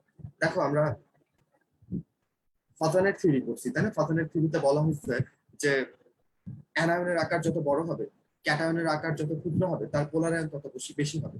এখন পোলারায়ন কথা মানে কি? পোলারায়ন বেশি হলে কি সমযোজী ধর্ম বেশি হয়, নাকি পোলারায়ন বেশি হলে কি সমযোজী ধর্ম বেশি হয়, নাকি কি বলে এটাকে আয়নিক ধর্ম বেশি হয়? তো আমরা জানি পোলারায়ন হচ্ছে সমযোজী বৈশিষ্ট্য, তো এখানে সমযোজী ধর্ম বেশি হবে। তাহলে দেখো এখানে অ্যানায়নের বড় আকার কোনটা? এই যে ক্লোরিনের আকার বড়, তাই না? ফ্লোরিনের থেকে ক্লোরিনের আকার বড়। তো ক্লোরাইডের আকার বড় হওয়ায় তার পোলার আয়ন বেশি, তার মানে তার সমযোজী ধর্ম বেশি, তার মানে তার দ্রবণীয়তা কম। সমযোজী যৌগ পানিতে কম দ্রবীভূত হয়, তাই না? তার দ্রবণীয়তা কম। যদি কম দ্রবণীয়তা হয় তাহলে সে পানিতে অদ্রবণীয়। কিন্তু সিলভার ফ্লোরাইড যদি থাকতো তাহলে কিন্তু এটা অ্যান্সার হয়ে যেত। আচ্ছা, ক্যালসিয়াম কার্বনেট, এটা তো হচ্ছে চুনাপাথরের গুঁড়া। চুনাপাথর পানিতে দ্রবীভূত হয় না, ঠিক আছে? ক্যালসিয়াম সালফেট একই কারণে হয় না। অ্যান্সার হবে হচ্ছে বি নাম্বারটা। আচ্ছা সানি ভাই, আপনি কি শুনতে পাচ্ছেন? হ্যাঁ শুভ, সুন্দর শোনা যাচ্ছে, ঠিক আছে। থ্যাংক ইউ ভাই। ভাই আমাকে জাস্ট যদি 30 সেকেন্ড সময় দেওয়া যায় তো আর কি, একটু হ্যাঁ শিওর। আপনি যদি একটু কথা বলতেন, জাস্ট ওদের সাথে একটু কথা বলবেন, আমি আসতেছি। আচ্ছা হ্যাঁ শিওর। ঠিক আছে, তোমাদের ভাইয়া তাহলে করবে, রসায়নে যে পর্যন্ত এসেছে এখান থেকে আবার একটু কন্টিনিউ করবে। তাহলে আমি তোমাদের কিছু কোশ্চেন অ্যান্ড অ্যান্সারের কিছু অ্যান্সার দেওয়ার চেষ্টা করি। হ্যাঁ, তো এক্ষেত্রে কিছু স্টুডেন্ট বিভিন্ন ধরনের প্রশ্ন করছে সাবজেক্ট ওয়াইজ, যে ভাইয়া তোমাদেরকে মোটামুটি বলে দিচ্ছে। একটা প্রশ্ন আসছে যে তুমি যদি ডেন্টালের প্রস্তুতি এখন নাও, তুমি মেইন টার্গেট নিচ্ছ হচ্ছে ভার্সিটি, তাহলে ডেন্টালের যে প্রস্তুতি যদি নাও তাহলে সেক্ষেত্রে তোমার ভার্সিটি এক্সাম গুলোর ক্ষেত্রে কোনো অসুবিধা হবে কিনা। হ্যাঁ, তো এক্ষেত্রে আমি একটু বলছি, সেটা হচ্ছে যে আমার কাছে মনে হয় কি যে আসলে বরং তোমার ডেন্টালের প্রস্তুতি নেওয়াটা ভালো হবে। কারণ বিষয় হলো যেটা, যে ডেন্টালের পরীক্ষাটা তুমি যদি দাও তাহলে হবে কি তোমার একটা এক্সপেরিয়েন্স হবে। তো এক্ষেত্রে সবার প্রস্তুতি কিন্তু কাছাকাছি থাকে। তো সমস্যাটা যেটা হয় সেটা হচ্ছে যে ওই এক্সাম হলে গিয়ে অনেকে নার্ভাস হয়ে যায়। এখন নার্ভাসনেসের অন্যতম কারণ হচ্ছে এক্সপেরিয়েন্স না থাকা। হঠাৎ করে সে পরীক্ষা দিচ্ছে, তখন হঠাৎ করে ঘাবড়ে যায়। যেমন মেডিকেল ভর্তি পরীক্ষায় সবাই কেন খারাপ করে? কারণ হচ্ছে এটা হয় কি ভার্সিটির প্রথম পরীক্ষা, প্রথম অ্যাডমিশন পরীক্ষা, এজন্য কারো এক্সপেরিয়েন্স থাকে না, এই অভিজ্ঞতা জীবনে প্রথম, গিয়ে খারাপ করে। কিন্তু আমি ডেফিনেট যদি মেডিকেল ভর্তি অ্যাডমিশন পরীক্ষাটা প্রথমে না হয়ে ভার্সিটি, ইঞ্জিনিয়ারিং, আরো অনেকগুলো ভার্সিটি পরীক্ষা হওয়ার পরে মেডিকেল হতো, শেষের দিকে হতো, তাহলে কিন্তু অনেক স্টুডেন্টই মেডিকেল ভর্তি পরীক্ষায় ভালো করতো। এই জন্য বলবো যে অন্তত প্র্যাকটিসের জন্য হলেও তোমাদের অবশ্যই ডেন্টালের ভর্তি পরীক্ষাটা দেওয়া ভালো হবে। হ্যাঁ, আমি চলে আমার মনে হয় শুভ চলে আসছো না? জি ভাই। হ্যাঁ ঠিক আছে, কন্টিনিউ। থ্যাংক ইউ ভাই। আচ্ছা এবার দেখো, এই টাইপের প্রশ্ন আমার মেডিকেল ভর্তি পরীক্ষাতে আসছিল, ডেন্টালেও আছে। ইলেকট্রন বিন্যাস একটা সোজা টপিক, তো আশা করি সবাই এটা পারো। 1:2 এটা বোঝানোর কিছু নাই আসলে, এটাই আনসার হচ্ছে। দেখো অন্যগুলোতে ভেজাল আছে, যে S3 এটা কখনো হবে না, তাই না? তারপর হচ্ছে এগুলাকে S4 দিয়ে রাখছে, এগুলা কি কখনো সম্ভব না। এগুলো দেখেই বাদ দিয়ে দেওয়া যায়, তাই না? তাহলে আনসার হবে 1 নাম্বারটা। ল্যান্থানাইট সিরিজের মৌল কোনটা? আচ্ছা এইখানে বেসিক্যালি এখানে তুমি ল্যান্থানাইট এইটাকেও পাবা, সেরিয়ামকেও পাবা, আর এই যে নিওডিয়াম এইটাকেও পাবা। তো বেসিক্যালি এই যে আমরা আবার এই দোটানার মধ্যে পড়ে গেলাম যে আসলে কোনটা দাগাবো। তবে এরকম কোনো শক্তপোক্ত দলিল নাই, বুঝছো, যে আসলে দুইটা থাকলে দুইটা দাগাইতে হবে, এরকম করে কোনো দিন আমাদের কাউকে মানে কেউ বলে নাই যে দুইটা থাকলে দুইটা দাগাবো। এটা জাস্ট আমাদের ধারণা। তো এটা সত্য হইতে পারে, মিথ্যা হইতে পারে, আমরা সত্যিকার অর্থে জানি না। কোনো প্রপার গাইডলাইন এটার জন্য কেউ দেয় না যে দুইটা আনসার থাকলে আমরা কি করবো। তা আমি কি বলি, দুইটা আনসার দুইটাই তুমি যদি জানো, ঠিক আছে, তাহলে মানে কি বলবো, আল্লাহর নাম নিয়ে একটা দাগাই ফেলো। সানি ভাই যেটা বলছে, একটা দাগাই দিয়ে আসো, যদি স্যারের আনসার সাথে ওটা মিলে তাহলে তো হইলই, আর না মিললে আর কি এটা তোমার রিস্ক বেনিফিট, কি বলবো, রিস্ক বেনিফিটের মধ্যে তুমি রিস্কটা আর কি তোমার হয়ে গেল আর কি, তোমার একটা চলে গেল না। তাও মনে হয় যে দুইটা আনসার যদি থাকে, যেটা বেস্ট পসিবল আনসার বা তোমার যেটা ভালো মনে হচ্ছে, তুমি একটা দাগাই দিয়ে আসো, ঠিক আছে? আচ্ছা, নিষ্ক্রিয় গ্যাসের পর সব থেকে নিষ্ক্রিয় মৌল কোনটা? এটার আনসার হচ্ছে নাইট্রোজেন। এটা তোমাদের বইতে একদম এমন করেই লেখা আছে। দেখো কোনটার অবস্থা কেমন। ফ্লোরিন এটা একটা গ্যাস, রাইট? তারপর ধীরে ধীরে কিন্তু ভর বাড়তে থাকে, ক্লোরিনও একটা গ্যাস। এদের মলিকিউলার ওয়েট বাড়তে থাকে না? বাড়তে থাকলে গ্যাসের অণু তার আর গ্যাস না হয়ে একটু নিজেদের মধ্যে অণুগুলো একটু আকর্ষণ অনুভব করে, তখন ব্রোমিন কিন্তু কি হয়ে যাচ্ছে বলো? ব্রোমিন তরল হয়ে যাচ্ছে। আচ্ছা, আর আয়োডিন কিন্তু একদম কঠিন হয়ে যাচ্ছে। আয়োডিন আরো ভারী, সে একদম কঠিন হয়ে যাচ্ছে। তাহলে অ্যান্সার কি হবে বলো? ব্রোমিন হবে, রাইট? ক্ষারীয় মাটির পিএইচ কমাইতে কোনটা ব্যবহার করবা? ক্ষারীয় মাটিটা এমনিই ক্ষারীয়, আরো ক্ষার যোগ করবা, এই দুটোই তো ক্ষার, তাই না? আর এটাও তো ক্ষারক, মানে ক্ষারীয় একটা অক্সাইড আর কি। সো এইগুলা যোগ করলে পিএইচ আরো বাড়বে। তো তুমি এগুলো একটাও না করে, এই যে নাইট্রেট আছে, নাইট্রেট ওয়ালা পটাশিয়াম নাইট্রেট ইউজ করো, তাহলে হচ্ছে পিএইচটা কমবে, অ্যাসিডিক হবে মাটিটা। নিচের কোনটা প্রভাবক বিষ? যারা হচ্ছে প্রভাবকের কার্যক্ষমতা কমাই দেয় তারা প্রভাবক বিষ, তাই না? এখানে নাম দেখলেই দেখা যায় যে এটাকে দেখতে একটু বিষাক্ত ভেজালদায়ক লাগতেছে, তাই না? অ্যান্সার হবে আর্সেনিক অক্সাইড। সব বই থেকে আসা কিন্তু জিনিস। পিএইচ এর মান কত পরিবর্তিত হলে মানুষের জীবন সংকটাপন্ন হয়? মানুষের রক্তের পিএইচ তোমরা জানো 7.35 থেকে 7.45। এখন এটা যদি কমে, অথবা আমরা যদি এভারেজে 7.4 ধরে নিই, এখন তোমার কমে হয়ে গেল 6.9 বা হয়ে গেল 7.9, তো দেখো এখানে 0.5 পরিবর্তিত হয়ে গেছে। তাহলে এরকম হলে তুমি আসলে বাঁচবা না, মানে পিএইচ এত কম নিয়ে বা এত বেশি নিয়ে নর্মালের থেকে তুমি আসলে বাঁচতে পারবে না, জীবন খুব সংকটাপন্ন হয়ে যাবে। অ্যান্সার হবে তাহলে বি নাম্বারটা। 50 গ্রাম ডিমের খাদ্য শক্তি কত? এখানে একটু খেয়াল করতে হবে, এটা কিন্তু কিলো জুলে দেওয়া। তা আমার কাছে আমি আসলে মানে প্রকৃত অর্থে খাবারে কোনটায় কতটুকু ক্যালোরি আছে নিজে পার্সোনালি একটু ঘাটাঘাটি করি, এই জন্য আমি হয়তো এটা আন্দাজে দিয়ে দিতাম, এইটাই দিয়ে দিতাম, ঠিক আছে? তো এটা তোমাদের জন্য একটু অকওয়ার্ড এবং কঠিন প্রশ্ন, কারণ এটা বইয়ে খুব সুন্দরভাবে যে কোথাও লেখা আছে এরকম না, আমি জানি না এটা কোন বই থেকে দিচ্ছেন। তো এটা কিলো জুলে দেওয়া আছে, কিলো জুলকে তুমি কিলো ক্যালোরিতে রূপান্তর করে নিতে পারো। একটা ডিম থেকে তুমি ধরো কত 100 কিলো ক্যালোরির মতো বা ধরো 150 কিলো ক্যালোরির মতো পেতে পারো, কিন্তু এখানে তো কিলো ক্যালোরি না, কিলো জুলে দেওয়া। যাক, তো এটা একটু অকওয়ার্ড টাইপের প্রশ্ন, এটার অ্যান্সার এ হবে। আম প্রোটোজাতকরণে কোনটা ব্যবহার করি আমরা? Citric acid. তারপর যদি আসো বায়ুমণ্ডলে কোন স্তরে ঘূর্ণিঝড় হয় বলো? সব থেকে নিচের স্তরেই তো হবে, তাই না? নিচের স্তরটার নাম কি? ট্রপোস্ফিয়ার। আর স্ট্র্যাটোস্ফিয়ার দিয়ে যেন কি হয়? যুদ্ধ বিমানগুলো উড়াউড়ি করে, তাই না? যখন বৃষ্টি পড়ে তখন বিমানগুলো কিন্তু আর ট্রপোস্ফিয়ার দিয়ে যাওয়ার দুঃসাহস করে না, তখন তারা মেঘের উপর দিয়ে স্ট্র্যাটোস্ফিয়ার দিয়ে উড়ে চলে যায়, বুঝছো? তাদের গায়ে আর ঝড় বৃষ্টি লাগে না। কোনটা ভারী ধাতু? এখানে অ্যালুমিনিয়াম, পটাশিয়াম, এদের পারমাণবিক সংখ্যা এত বেশি না, তাই না? এগুলো পারমাণবিক সংখ্যা অনেক কম। আয়রনের ক্ষেত্রে ধরো 26, তাও অত বেশি না। ক্যাডমিয়াম, এটা সব থেকে ভারী ধাতু। আচ্ছা, এবং এই ভারী ধাতুগুলো কিন্তু বিষক্রিয়া আছে, তাই না? আমাদের পরিবেশ রসায়ন চ্যাপ্টারে কিন্তু আর্সেনিক, ক্যাডমিয়াম, লেড এবং হচ্ছে কি বলো ক্রোমিয়াম, এদেরকে নিয়ে আলোচনা করা আছে। এগুলা ভারী ধাতুর উদাহরণ। কত তাপমাত্রায় শীতল করে LNG, liquid natural gas? Natural গ্যাসকে তুমি লিকুইড বানাচ্ছ কত তাপমাত্রা? এটাও একটা তথ্যমূলক ব্যাপার। অ্যান্সার হবে ডি নাম্বার, -105°C তাপমাত্রা।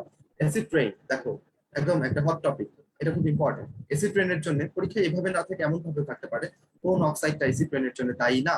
কার্বন ডাই অক্সাইডকে তুমি কখনোই অ্যাসিড রেইনের জন্য দায়ী করবা না, ঠিক আছে? তাহলে তো অলওয়েজ অ্যাসিড রেইন হতো, কারণ বাতাসে তো অলওয়েজ কার্বন ডাই অক্সাইড বিরাজমান, তাই না? কিন্তু অলওয়েজ অ্যাসিড রেইন হচ্ছে না। তাহলে অ্যাসিড রেইনের জন্য দায়ী হচ্ছে সালফারের অক্সাইড, তাই না? আর হচ্ছে নাইট্রোজেনের অক্সাইড। তো এইগুলো হচ্ছে অ্যাসিড রেইনের জন্য দায়ী। তো এরা পানির সাথে মিলে কি তৈরি করে? এরা পানির সাথে মিলে সালফিউরিক অ্যাসিড তৈরি করে, নাইট্রিক অ্যাসিড তৈরি করে, এগুলো তৈরি করে, তাই না? তাহলে অ্যাসিড রেইনের মধ্যে এই অ্যাসিড গুলো থাকে। HCl কোথা থেকে আসবে? HCl আসার সুযোগ নাই, ক্লোরাইড গ্যাসের জন্য তো আর অ্যাসিড রেইন হচ্ছে না। আর কার্বনিক অ্যাসিড তো আসবেই না, কারণ কার্বন ডাই অক্সাইডের জন্য অ্যাসিড রেইন হচ্ছে না। আচ্ছা, হয়ে গেল। নিচের কোনটি জৈব অ্যাসিডের ডিকার্বক্সিলেশন বিক্রিয়া? দেখো, তাহলে আমাদের বিক্রিয়ার নামগুলো একটু ভালো মতন পড়তে হবে, যে কোন বিক্রিয়া থেকে কি হচ্ছে। তো বিক্রিয়ার নাম ডিকার্বক্সিলেশন, একটু পরে দেখবা অ্যালকেনের মধ্যে এটা আছে। অ্যালকেনের ডিকার্বক্সিলেশন বিক্রিয়া প্রস্তুত প্রণালীর মধ্যে ডিকার্বক্সিলেশন বিক্রিয়া লেখা আছে। জৈব অ্যাসিড ধরো এই যে এরকম CH3COONA, এটা হচ্ছে জৈব অ্যাসিডের লবণ। এটার সাথে তুমি কিসের বিক্রিয়া করাইছো বলো? সোডিয়াম ডিকার্বক্সিলেশন, তাহলে সোডিয়াম হাইড্রোক্সাইডে বিক্রিয়া করাইছো। বিক্রিয়া করালে তুমি কি পাবা বলো? তোমার এখানে হয়ে যাবে সোডিয়াম কার্বনেট Na2CO3, আর বাকি এই যে এই হাইড্রোজেনটা যে এর সাথে মিশে CH3 এর সাথে মিশে সে কি তৈরি করে ফেলবে? CH4 তৈরি করে ফেলবে, মিথেন তৈরি করে ফেলবে। দেখো ঠিক আছে। আর এখানে প্রভাব হিসেবে লাগবে ক্যালসিয়াম অক্সাইড। এটা হচ্ছে ডিকার্বক্সিলেশন বিক্রিয়া। একটু তাকিয়ে তাকিয়ে চোখ কান নাক খোলা রেখে পড়তে হবে, ঠিক আছে? কোনটা প্যারাসিটামল নামে বাজারে পাওয়া যায়? কি জানতে চাইছি তোমার কাছে? প্যারাসিটামলের কেমিক্যাল নেম কি? অ্যান্সার কি হবে বলো? অ্যাসিটো অ্যামিনোফেন। আচ্ছা, 1 মোল ইলেকট্রনের চার্জ কত? দেখো এটা কোথা থেকে আসছে বলো? আচ্ছা, যেখান থেকে আসো বলো। একটা ইলেকট্রনের চার্জ বলে ফেলো দেখি, একটু চ্যাট খেয়াল করি। চ্যাটে অনেক কিছু লিখতেছো কিন্তু দেখতে পারতেছি না। হ্যাঁ, সবাই বলে ফেলতেছো, এটাই তো ভালো, পার্টিসিপেশন করো। বলো একটা ইলেকট্রনের চার্জ বলো না, এটা লিখতে হবে একটা ইলেকট্রনের চার্জ। হ্যাঁ, সবাই এখন ভুল লিখতেছে। একটা ইলেকট্রনের চার্জ, কেমন ম্যান? একটা ইলেকট্রন। হ্যাঁ, কেউ বলবে না, এখনো কেউ সঠিক উত্তর দেয়নি। -1 না, আমি বলে দিব, হয়নি, কারোটা হয়নি। হ্যাঁ, যে একজন লিখছে, হ্যাঁ এখন সবাই লিখতেছে, ভেরি গুড। 1.6 × 10⁻⁻19 কুলম, এটা হচ্ছে একটা ইলেকট্রনের চার্জ। আমি কি তোমার কাছে একটা ইলেকট্রনের চার্জ জানতে চাইছি? দেখো তো, না, আমি জানতে চাইছি 1 মোল ইলেকট্রনের চার্জ, রাইট? 1 মোল ইলেকট্রনে কয়টা ইলেকট্রন থাকে বলো? অ্যাভোগাড্রোর সংখ্যার সমপরিমাণ না? অ্যাভোগাড্রোর সংখ্যার সমপরিমাণ থাকে। অ্যাভোগাড্রোর সংখ্যাও তুমি পারো অ্যাভোগাড্রোর সংখ্যা কত বলো? 6.02 ইন্টু 10 টু পাওয়ার 23। আচ্ছা, এইটাকে তুমি যদি গুণ করো দুইটাকে, তাহলে তুমি পেয়ে যাবা কি 1 মোল ইলেকট্রনের চার্জ পেয়ে যাবা তুমি, রাইট? তাহলে এত কুলম্ব হবে 1 মোল ইলেকট্রন চার্জ। গুণ করলে তুমি কত পাবা জানো? 96,000। আমরা ধরে নিই 96,500 অঙ্ক করার সুবিধার ক্ষেত্রে, বাট অ্যাকুরেট মানটা আসে কত? এই যে 96,473। অ্যান্সার হবে ডি নাম্বারটা, বুঝছেন? ধরা খায় না। আর পরীক্ষায় যদি আসে 1 মোল ইলেকট্রনের চার্জ কত, তখন হবে এটা 96,473। আর যদি আসে একটা ইলেকট্রনের চার্জ কত, তখন হবে শুধু 1.66 × 10⁻⁹ কুলম্ব। এখন এখানে ধরেন কুলম্ব না দিয়ে জুল দিয়ে রাখছেন, আপনি কি এটা দাগাবেন? 1.6 × 10⁻⁹ জুল লেখা। জুল কি চার্জের একক? না তো। তাহলে খেয়াল করবে, একক গুলা খেয়াল করবে, ধরা খাবে না। অমনি মাত্র ফ্যানোল রেট কি বর্ণ ধারণ করে দেখেন। অবশ্যই আপনি কি ওই ছকটা পড়ে যাবেন। কোন ছক বলেন? এই যে নির্দেশকের যে ছকটা, কে কত পিএইচে ভালো কাজ করতেছে এবং হচ্ছে কে অম্লীয় মাধ্যমে কি রং দিতেছে, ক্ষারীয় মাধ্যমে কি রং দিতেছে, বেশি ইম্পর্টেন্ট। প্রত্যেক পরীক্ষাতে আসে, না পড়লেই মিস। তোমার পরীক্ষাতেও একটা আসবে এখান থেকে, বুঝছো? তাহলে অবশ্যই পড়বা। অ্যান্সার কি হবে? হলুদ। আর সে ক্ষারীয় মাধ্যম যদি আসতো, ফেনল রেড ক্ষারীয় মাধ্যমে কি রং করে বলো? লাল। এটা হচ্ছে ক্ষারীয়। এই সব মিস করা যাবে না। তীব্র অ্যাসিড এবং মৃদু ক্ষারক ট্রাইটেশনে ব্যবহৃত উপযোগী নির্দেশক কোনটা? এখন কাহিনী হচ্ছে তীব্র অ্যাসিড আর মৃদু ক্ষারক, তাহলে এখানকার এই ট্রাইটেশনের পিএইচটা কত হবে? 5.27 বা এরকম কিছু না, আমার অ্যাকুরেট মনে নাই, ভুলে গেছি। বা পিএইচটা এরকম আসবে যেহেতু তীব্র অ্যাসিড। তো এই রেঞ্জের ভেতরে কোন কোন নির্দেশক কাজ করে তুমি দেখবে। এখানে তুমি চালাইতে পারবা মিথাইল অরেঞ্জ এবং মিথাইল রেড। এখানে অ্যাকচুয়ালি ওই একইভাবে দুইটাই কারেক্ট হয়, বাট অ্যাকচুয়ালি টিচার কোনটা অ্যান্সার নিবে টিচারের ব্যাপার। তুমি আল্লাহর নাম নিয়ে একটা দাগাই দিয়ে আসবা। কাগজের প্রধান উপাদান কিন্তু দেখো, আমি কিন্তু আমার মেডিকেল ভর্তি পরীক্ষায় দুইটা দাগাই নেই কখনোই, বুঝছো? কারণ আমি কোচিং অনেকবার দুইটা দাগাইছি এবং দুইটা দাগে অনেকবার ধরা খাইছি, বুঝছো? ভাবতাম দুইটা দাগাইলে বোধহয় হবে, কিন্তু ধরা খাইছি। তো আমি ভর্তি পরীক্ষার আগে ডিটারমিনেশন বুঝছি এটাই, যে কোনো মূল্যেই মানে যেরকমই আসুক পরীক্ষাতে আমি দুইটা দাগাবো না, বুঝছো? তা আমি তারপর দাগাই নেই দুইটা, এবং আমার কিছু এর জন্য লস হয় নাই। কাগজের প্রধান উপাদান দেখো, কাগজ হচ্ছে আমরা বানাই বাঁশ, কাঠ এগুলা থেকে। এখানে সেলুলোজ থাকে, হেমিসেলুলোজ থাকে, লিগনিন থাকে, বাট আমরা ওই যে কুকিং লিকারের মধ্যে সবকিছুকে জাল দেই, তাই না? জাল দেওয়ার পরে এখান থেকে আমরা সেলুলোজটাকে আলাদা করি এবং সেই সেলুলোজ থেকেই কি বানাই আমরা বলো? কাগজ বানাই, হেমিসেলুলোজ এবং লিগনিনকে বাদ দিই। আচ্ছা, এখানে ব্ল্যাক লিকার তৈরি হয়, বলতো ব্ল্যাক লিকারের রং কি? ব্ল্যাক লিকারের রং কি দেখি চ্যাটে একটু খেয়াল করি। ব্ল্যাক লিকারের রং কে পারে? এই সবাই পারে, বাদামি। জোস। ব্ল্যাক লিকার কিন্তু ব্ল্যাক না, বুঝছেন? ব্ল্যাক লিকার কিন্তু বাদামি। তাহলে এটা কাগজের ওই যে প্রস্তুত প্রণালী, এখানে তুমি গেলে পাবা অর্থনৈতিক রসায়ন। আসলে একটু পদার্থবিজ্ঞানের কোন টপিক থেকে প্রশ্ন আসে দেখে নিই। বিনা প্রমাণে কিছু মেনে নিবা। এই যে ধরো গ্যাসের যে গতিতত্ত্ব আমরা যে পড়ি, যে আদর্শ গ্যাসের অণুগুলোর মধ্যে কোনো রকমের আকর্ষণ বিকর্ষণ নাই, ব্যাপারখানা কি সত্য? অণু পরমাণু আছে, এদের মধ্যে কোনো আকর্ষণ বিকর্ষণ নাই, এটা কি হওয়া যায়? আছে, কিন্তু আমরা মেনে নিচ্ছি। চলেন না মেনে নিই, আদর্শ গ্যাস প্রমাণের জন্য চলেন না মেনে নিই যে এদের মধ্যে কোনো আকর্ষণ বিকর্ষণ নাই। মানে এটাকে কি বলি? গ্যাসের গতিতত্ত্বের স্বীকার্য, তাই না? কিছু একটা প্রমাণ করার আগে কিছু মেনে নিলাম, মনে করে নেই। যে কিছু মেনে নেওয়াকেই হচ্ছে আমরা স্বীকার্য বলতেছি। ভূমিকম্প মাপার যন্ত্রটা মেডিকেলেও আগে আসছে, এটা এখানেও আসছে। দেখো সিসমোগ্রাফ। আর যদি আমরা বলি ভূমিকম্পের তীব্রতা মাপার যন্ত্র, ভূমিকম্পের তীব্রতা কিন্তু তুমি রিক্টার স্কেল দিয়ে মাপতে পারবা। আর ভূমিকম্প হইলো কি হইলো না সেটা সিসমোগ্রাফ দিয়ে মেপে ফেলতে পারবা। কোন ভেক্টরের শীর্ষবিন্দু পাদবিন্দু একই হলে ভেক্টরটা নিচে কোনটা হবে? দেখো, এইটা হচ্ছে একটা ভেক্টর, একটা ডটের মতো, এর নির্দিষ্ট কোনো দিক নাই, এর কোনো শীর্ষবিন্দু মানে শীর্ষবিন্দু পাদবিন্দু একটা বিন্দুতে অবস্থিত। একে আমরা প্রকাশ করি হচ্ছে এরকম চিহ্ন দিয়ে, যেটার নাম হচ্ছে আর কেউ না, এটার নাম হচ্ছে নাল ভেক্টর, বুঝছো? তারপর দেখি তাপকে নিম্ন তাপমাত্রা উচ্চ তাপমাত্রায় পাঠানোর প্রক্রিয়া। তোমার ফ্রিজে ঠিক এই কাহিনীটাই ঘটতেছে না? ফ্রিজের ভেতরে নিম্ন তাপমাত্রা, ফ্রিজের বাইরে উচ্চ তাপমাত্রা, স্টিল তুমি ফ্রিজ থেকে আরো তাপ বাইরে বের করে দিচ্ছ, ফ্রিজকে আরো ঠান্ডা বানাইতেছ। তাহলে এটাকে হিমায়ন বলা যায় না? হিমায়ন, এটা হচ্ছে হিমায়ন। আচ্ছা, একটা গাড়ি স্থির অবস্থান থেকে এটা সমতরণ, এর মান দেওয়া আছে এটা। আচ্ছা, 10 সেকেন্ড পর টি এর ভ্যালু দেওয়া আছে, কত দূরত্ব সে অতিক্রম করবে। খুব ভালো কথা, আসলে একটু অঙ্কটা করে ফেলি। এস তোমাকে বের করতে বলছে কত দূরত্ব, S is equal to what? So স্থির অবস্থান মানে কি? U is equal to 0। তাহলে এখান থেকে এই জিনিসগুলো দিয়ে আমি কোন সূত্রটা ইউজ করতে পারি? গতির 4টা সূত্র অবশ্যই তোমার মেমোরাইজ থাকা উচিত, বা দেখে তোমার কোনটা ইউজ করতে হবে সেটা বুঝে যাওয়া উচিত। এখান থেকে দেখো আমরা half UT plus half UT plus half AT square এই সূত্রটা ইউজ করতে পারি। এখানে ইউ আমাদের জানা, টিও জানা, এও জানা, শুধু এস কে বের করতে হবে। ধুমধাম বের করে ফেলি। ইউটি তো শূন্য হয়ে যাবে যেহেতু ইউ হচ্ছে জিরো, স্থির অবস্থান। ওকে, তাহলে হাফ এর ভ্যালু কত 10, টি এর ভ্যালু কত 10, আবার এটাকে স্কয়ার করতে হবে, তাহলে কত হয়ে যাবে 100। 2 দিয়ে তুমি 10 কে কাটো, কত হচ্ছে 5, 5 দিয়ে 100 কে গুণ করো, কত হয়ে গেল 500। তাহলে অ্যান্সার কত হবে 500 মিটার। কতক্ষণ লাগলো? তোমাদেরকে পড়ায় আমি করলাম, তাই আমার একটু বেশি সময় লাগছে। তোমরা তো এটা 2 সেকেন্ডে করে 5 সেকেন্ডে করে ফেলার কথা, যারা সূত্রটা বের করে ফেলতে পারবা, তাই না? কোন কণার বিনিময়ে তড়িৎচুম্বক বল ক্রিয়াশীল হয়? ভাই এইটা যদি না পড়ো তাহলে কোনো হবে কোনটা? এই যে নিউটনিয়ান বলবিদ্যাতে মৌলিক বলের যে অংশটুকু আছে, প্রত্যেকবারই এখান থেকে প্রশ্ন থাকে। দেখো আমার এই যে এটা 16-17 আসছে না, মেডিকেলে আসছিল 16-17 কোন কণার বিনিময়ে মহাকর্ষ বল ক্রিয়াশীল হয়, ওই বছরই দেখো আসছে কোন কণার বিনিময়ে তড়িৎচুম্বক বল ক্রিয়াশীল হয়। ডেন্টালে আসছে এটা, মেডিকেলে আসছে মহাকর্ষ বল। একটা মানে প্রত্যেক বছর থাকতেছে, তো এটা মিস করো না। কেমন? আচ্ছা কি হবে? কণাগুলো অবশ্যই করবা। গ্র্যাভিটন দিয়ে কি বলো? মহাকর্ষ বল, তাই না? পারো এগুলো। মেসন দিয়ে কি বলো? মেসন দিয়ে সবল নিউক্লিয় বল, সবল নিউক্লিয় বল। ফোটন দিয়ে হচ্ছে তড়িৎচুম্বক বল, তড়িৎচুম্বক বল। আচ্ছা, বোসন দিয়ে হচ্ছে দুর্বল নিউক্লিয় বল। আচ্ছা, তো এই যদি হয়ে থাকে তাহলে আমাদের প্রশ্ন জানতে চাইছে তড়িৎচুম্বক বল, অ্যান্সার হবে ফোটন।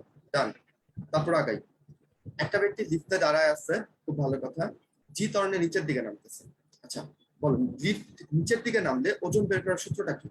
এ ত্বরণ কি আমরা যোগ করি নাকি বিয়োগ করি? লিফট যদি নিচের দিকে নামে, একটা ব্যক্তির ওজন ডব্লিউ ইকুয়াল টু হয় এম জি মাইনাস এম। কারণ নিচের দিকে কোনো ত্বরণ নিয়ে নামতে থাকলে ওজন কমে, উপর দিকে কোনো ত্বরণ নিয়ে উঠতে থাকলে ওজন বাড়ে।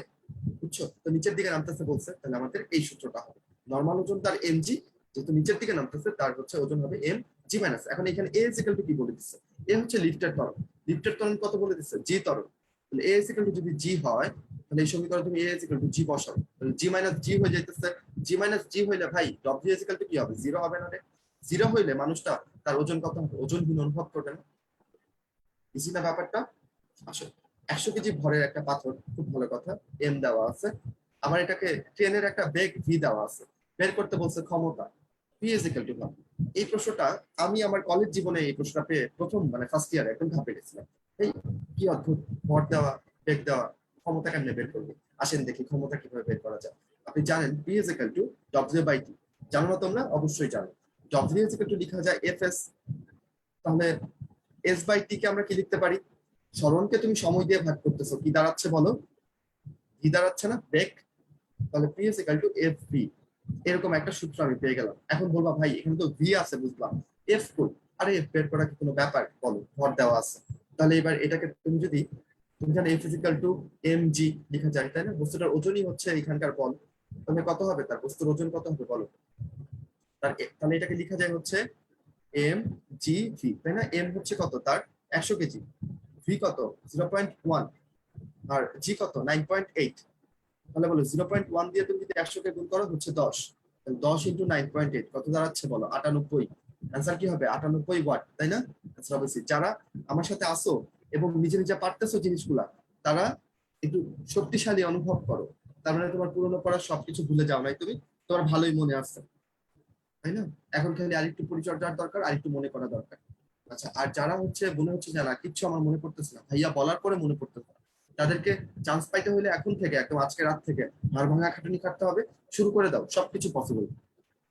আসো তারপরে 9 নাম্বার, নিচের কোন আলোক রশ্মিটার তরঙ্গ দৈর্ঘ্য সব থেকে বেশি? এখানে দেখো এক্স রে, গামা রে, ভিজিবল রে, এই সবগুলো থেকে মাইক্রোওয়েভের তরঙ্গ দৈর্ঘ্য সব থেকে বেশি। যদি বলতো একদম সব থেকে বেশি কার, তাহলে তুমি বেতার তরঙ্গ বলতে, তাই না? টেলিভিশন রে বলতে। আচ্ছা, সূর্য থেকে পৃথিবীর গড় দূরত্ব কমে গেলে, হ্যাঁ এটাকে তো তোমার পড়ছো না যে আর স্কয়ার, কি কার সূত্র এটা? কেপলারের সূত্র, তাই না? মহাকর্ষ অভিকর্ষতে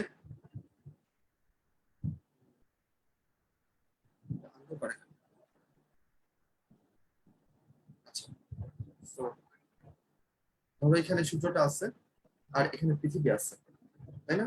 তাহলে যদি তার ঘুরতে হচ্ছে টি দোলনকাল, টি সময় লাগে, আর তার এটা গড় দূরত্ব যদি আর হয়ে থাকে, আর এবং টি পরস্পর সমানুপাতিক, তাই না? এক সেকেন্ড।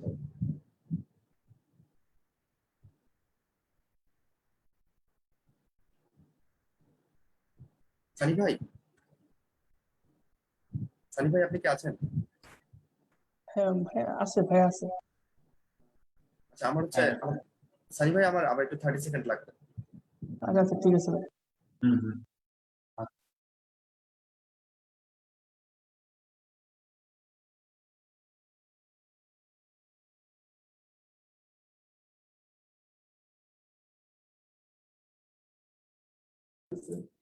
আচ্ছা, শুভ আসতে আসতে আমরা একটু করি, তোমাদের কিছু প্রশ্ন আসছিল ওইটা একটু সলভ করি।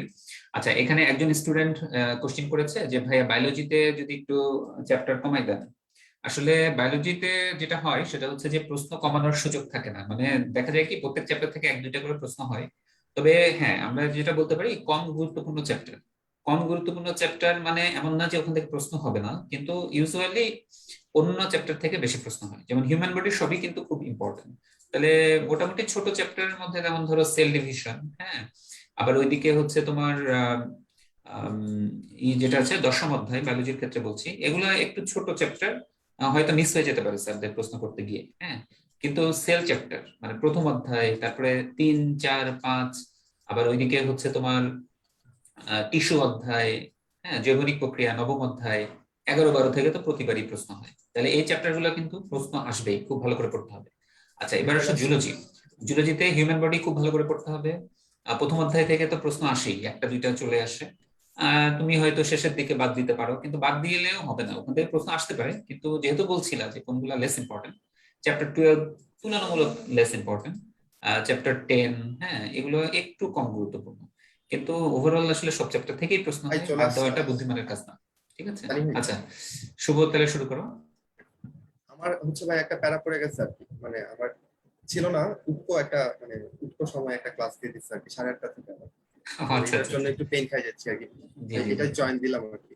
আচ্ছা, আচ্ছা আমি এটা শেষ করে আর কি ওখানে জয়েন করবো। চলো আমরা তাড়াতাড়ি তাহলে শেষ করে ফেলি। একটা সূর্য তাহলে পৃথিবীর গড় দূরত্ব কমে গেলে, দেখো এখানে আমরা কি বলতেছিলাম জানো? কেপলারের সূত্র, তৃতীয় সূত্রটা আমরা জানি কিনা, টি স্কোয়ার সমানুপাতিক আর কিউব, এরকম জানি না? আচ্ছা, তাহলে এখানে বলছে গড় দূরত্ব আর যদি কমে যায়, আর কমতেছে, সমানুপাতিক সম্পর্ক ডেফিনেটলি কি টিও কমে যাবে। টি হচ্ছে বছরের দৈর্ঘ্য, তাহলে অ্যান্সার হচ্ছে বি। ওকে, একটা স্পর্শকোণ যদি দেখো এখানে একটু ভালো মতো চিন্তা করতে হবে। স্পর্শকোণ 90 ডিগ্রির কম হয়েছে, তরলের পৃষ্ঠ কেমন হবে? তাহলে স্পর্শকোণের কনসেপ্ট তোমার ভালো মতন ক্লিয়ার না থাকলে তুমি কিন্তু এটা ভালো মতন বুঝবা না। ধরো আমি, আচ্ছা আমি নতুন করে রাখি, ধরো এটা একটা গ্লাস, যেমন গ্লাসের মধ্যে তুমি পানি রাখছো, সেটা এরকম করে আছে, তাহলে বলো স্পর্শকোণটা কোন দিকে হবে? স্পর্শকোণটা হবে হচ্ছে এই বরাবর, রাইট? এইটা হবে স্পর্শকোণ। এই যে দুই বরাবর সে স্পর্শ করে আছে, তুমি যদি এইটাকে স্পর্শকোণ ভেবে নাও তাহলে কিন্তু ভুল। আচ্ছা, এটা কিন্তু স্পর্শকোণ না। তাহলে আমি যে এখানে লাল রং করতেছি সেটা হচ্ছে স্পর্শকোণ। আমাকে বলো এই স্পর্শকোণটা কি স্থূলকোণ না সূক্ষ্মকোণ? সূক্ষ্মকোণ না, 90 ডিগ্রির কম না। তো 90 ডিগ্রির কম যদি হয়ে থাকে তখন তরলের পৃষ্ঠটা কেমন হলো বলো? তরলের পৃষ্ঠটা তখন কি অবতল হয়ে গেল না? তাহলে অ্যান্সার বি হবে। 90 ডিগ্রি বেশি হয় তখন কেমন দেখা যাবে? যেমন পারদের ক্ষেত্রে, পারদ এবং পানির ক্ষেত্রে 139 বা 140 ডিগ্রি হয়ে যায়। তো এই যে ধরো তখন স্পর্শকোণ হবে এইটা, এই যে এই পুরোটা। তখন এই যে এই তলটা কেমন হচ্ছে? উত্তল হয়ে যাচ্ছে, তরলের পৃষ্ঠটা উত্তল হয়ে যাচ্ছে। 90 ডিগ্রি বেশি হলে উত্তল, কম হলে অবতল। চলো সামনে আগাই। পয়সনের অনুপাতের সঠিক সীমা -1 থেকে -1/2 থেকে 1 এর মধ্যে হবে, তাহলে এটা হবে ডি। না না না, সরি সরি সরি সরি, পয়সনের ক্ষেত্রে এটা কি কত থেকে বলো দেখি, চ্যাটে বলো তো দেখি কি হবে অ্যান্সার। এটা বি নাম্বার হবে, তাই না? -1 থেকে হাফের মধ্যে। আমি নিচেই দেখছো উল্টাপাল্টা লেগে গেছে, এটা বি হবে। আচ্ছা, খুবই ক্লামসি না, মানে দেখলেই পরে ডাউট লেগে যায়, ব্যাপারটা এরকম না? ডাউট লাগানো যাবে না। আচ্ছা, দোলক ঘড়ির ক্ষেত্রে গ্রীষ্মকালে কোনটা সঠিক? এখানে অনেক লজিক দিয়ে ব্যাখ্যা করা যায়। লজিক দিয়ে ব্যাখ্যা করে তুমি ধরো সময় বেশি লাগবে, তুমি এরকম করে মনে রাখতে পারো যে সামার, গ্রীষ্মকাল মানে সামার না, তাহলে সামারে ঘড়িটা কিরকম হবে? স্লো হবে। সামারেও এস আছে, স্লোতেও এস আছে, তাহলে দোলক ঘড়িটা গ্রীষ্মকালে স্লো হয়ে যাবে।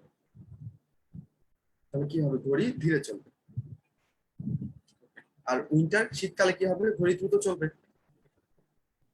দুটো সমান ধারকের সমান ধারকত্ব দুইটা ধারক, সমান্তরাল সংযোজনী ধারকত্ব এবং শ্রেণীবদ্ধ ধারকত্বের কয় গুণ। দেখো যদি সমান্তরাল ধারকত্বকে তুমি ধরে নাও হচ্ছে সিপি, তুমি যদি সিএস ধরে নাও, এটা তোমার বইয়ের অঙ্ক উদাহরণে দেখতে পাবা, তাহলে তুমি প্রমাণ করলে পাবা যে সিপিএস ইকুয়াল টু হয় হচ্ছে 4CS। তুমি এটা মনে রাখবা যে সবসময় তুমি যদি ধারকত্ব বাড়াইতে চাও, তুল্য ধারকত্ব তুমি যদি বেশি চাও, তাহলে অবশ্যই তুমি ধারকগুলোকে সমান্তরাল সংযোগে সংযোজিত করবা, তাই না? যদি ধারকত্ব কম চাও তাহলে হচ্ছে সিরিজে সংযোজন করবা। আচ্ছা, তো এটার অ্যান্সার হবে হচ্ছে 4 গুণ। সাধারণত এমনই হয়, তবে প্রশ্ন যদি একটু ঘুরাই দিত, প্রশ্ন যদি বলতো যে এইটা তার শ্রেণী সংযোগটা সিএসটা সিপির কত গুণ, তখন কিন্তু অ্যান্সার হয়ে যেত 1/4। তো এটা একটু খেয়াল করতে হবে। আচ্ছা আসো, তারের আপেক্ষিক রোধ, এটা কোন যন্ত্রটা ব্যবহার করতে পারো? আপেক্ষিক রোধ মাপার যন্ত্র হচ্ছে মিটার পিস। আচ্ছা, তারপর হচ্ছে ফ্লেমিং এর বামহস্ত নিয়ম অনুসারে এটা বৃদ্ধাঙ্গুলি এটা কি নির্দেশ করে? এটা হচ্ছে খুব সম্ভবত পরিবাহীর বিক্ষেপ। এটা একটু নিয়মগুলো একটু দেখে নিও, ঠিক আছে? আচ্ছা, ঢাকা শহরের বিনতি, এটা একটা জ্ঞানমূলক প্রশ্ন, বইয়ে আছে 31 ডিগ্রি নর্থ।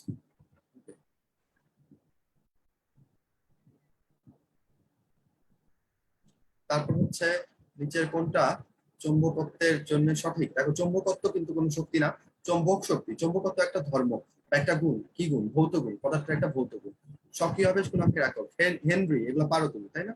তারপর সক্রিয় আবেশ গুণাঙ্ক বললেও হেনরি, পারস্পরিক আবেশ গুণাঙ্ক বললেও হেনরি, তাই না? তেজস্ক্রিয় রশ্মি, দেখো যেসব পরমাণুর ভর 83 থেকে বেশি, সরি পারমাণবিক সংখ্যা যাদের 83 থেকে বেশি, তাদের ক্ষেত্রে কি দেখা যায়?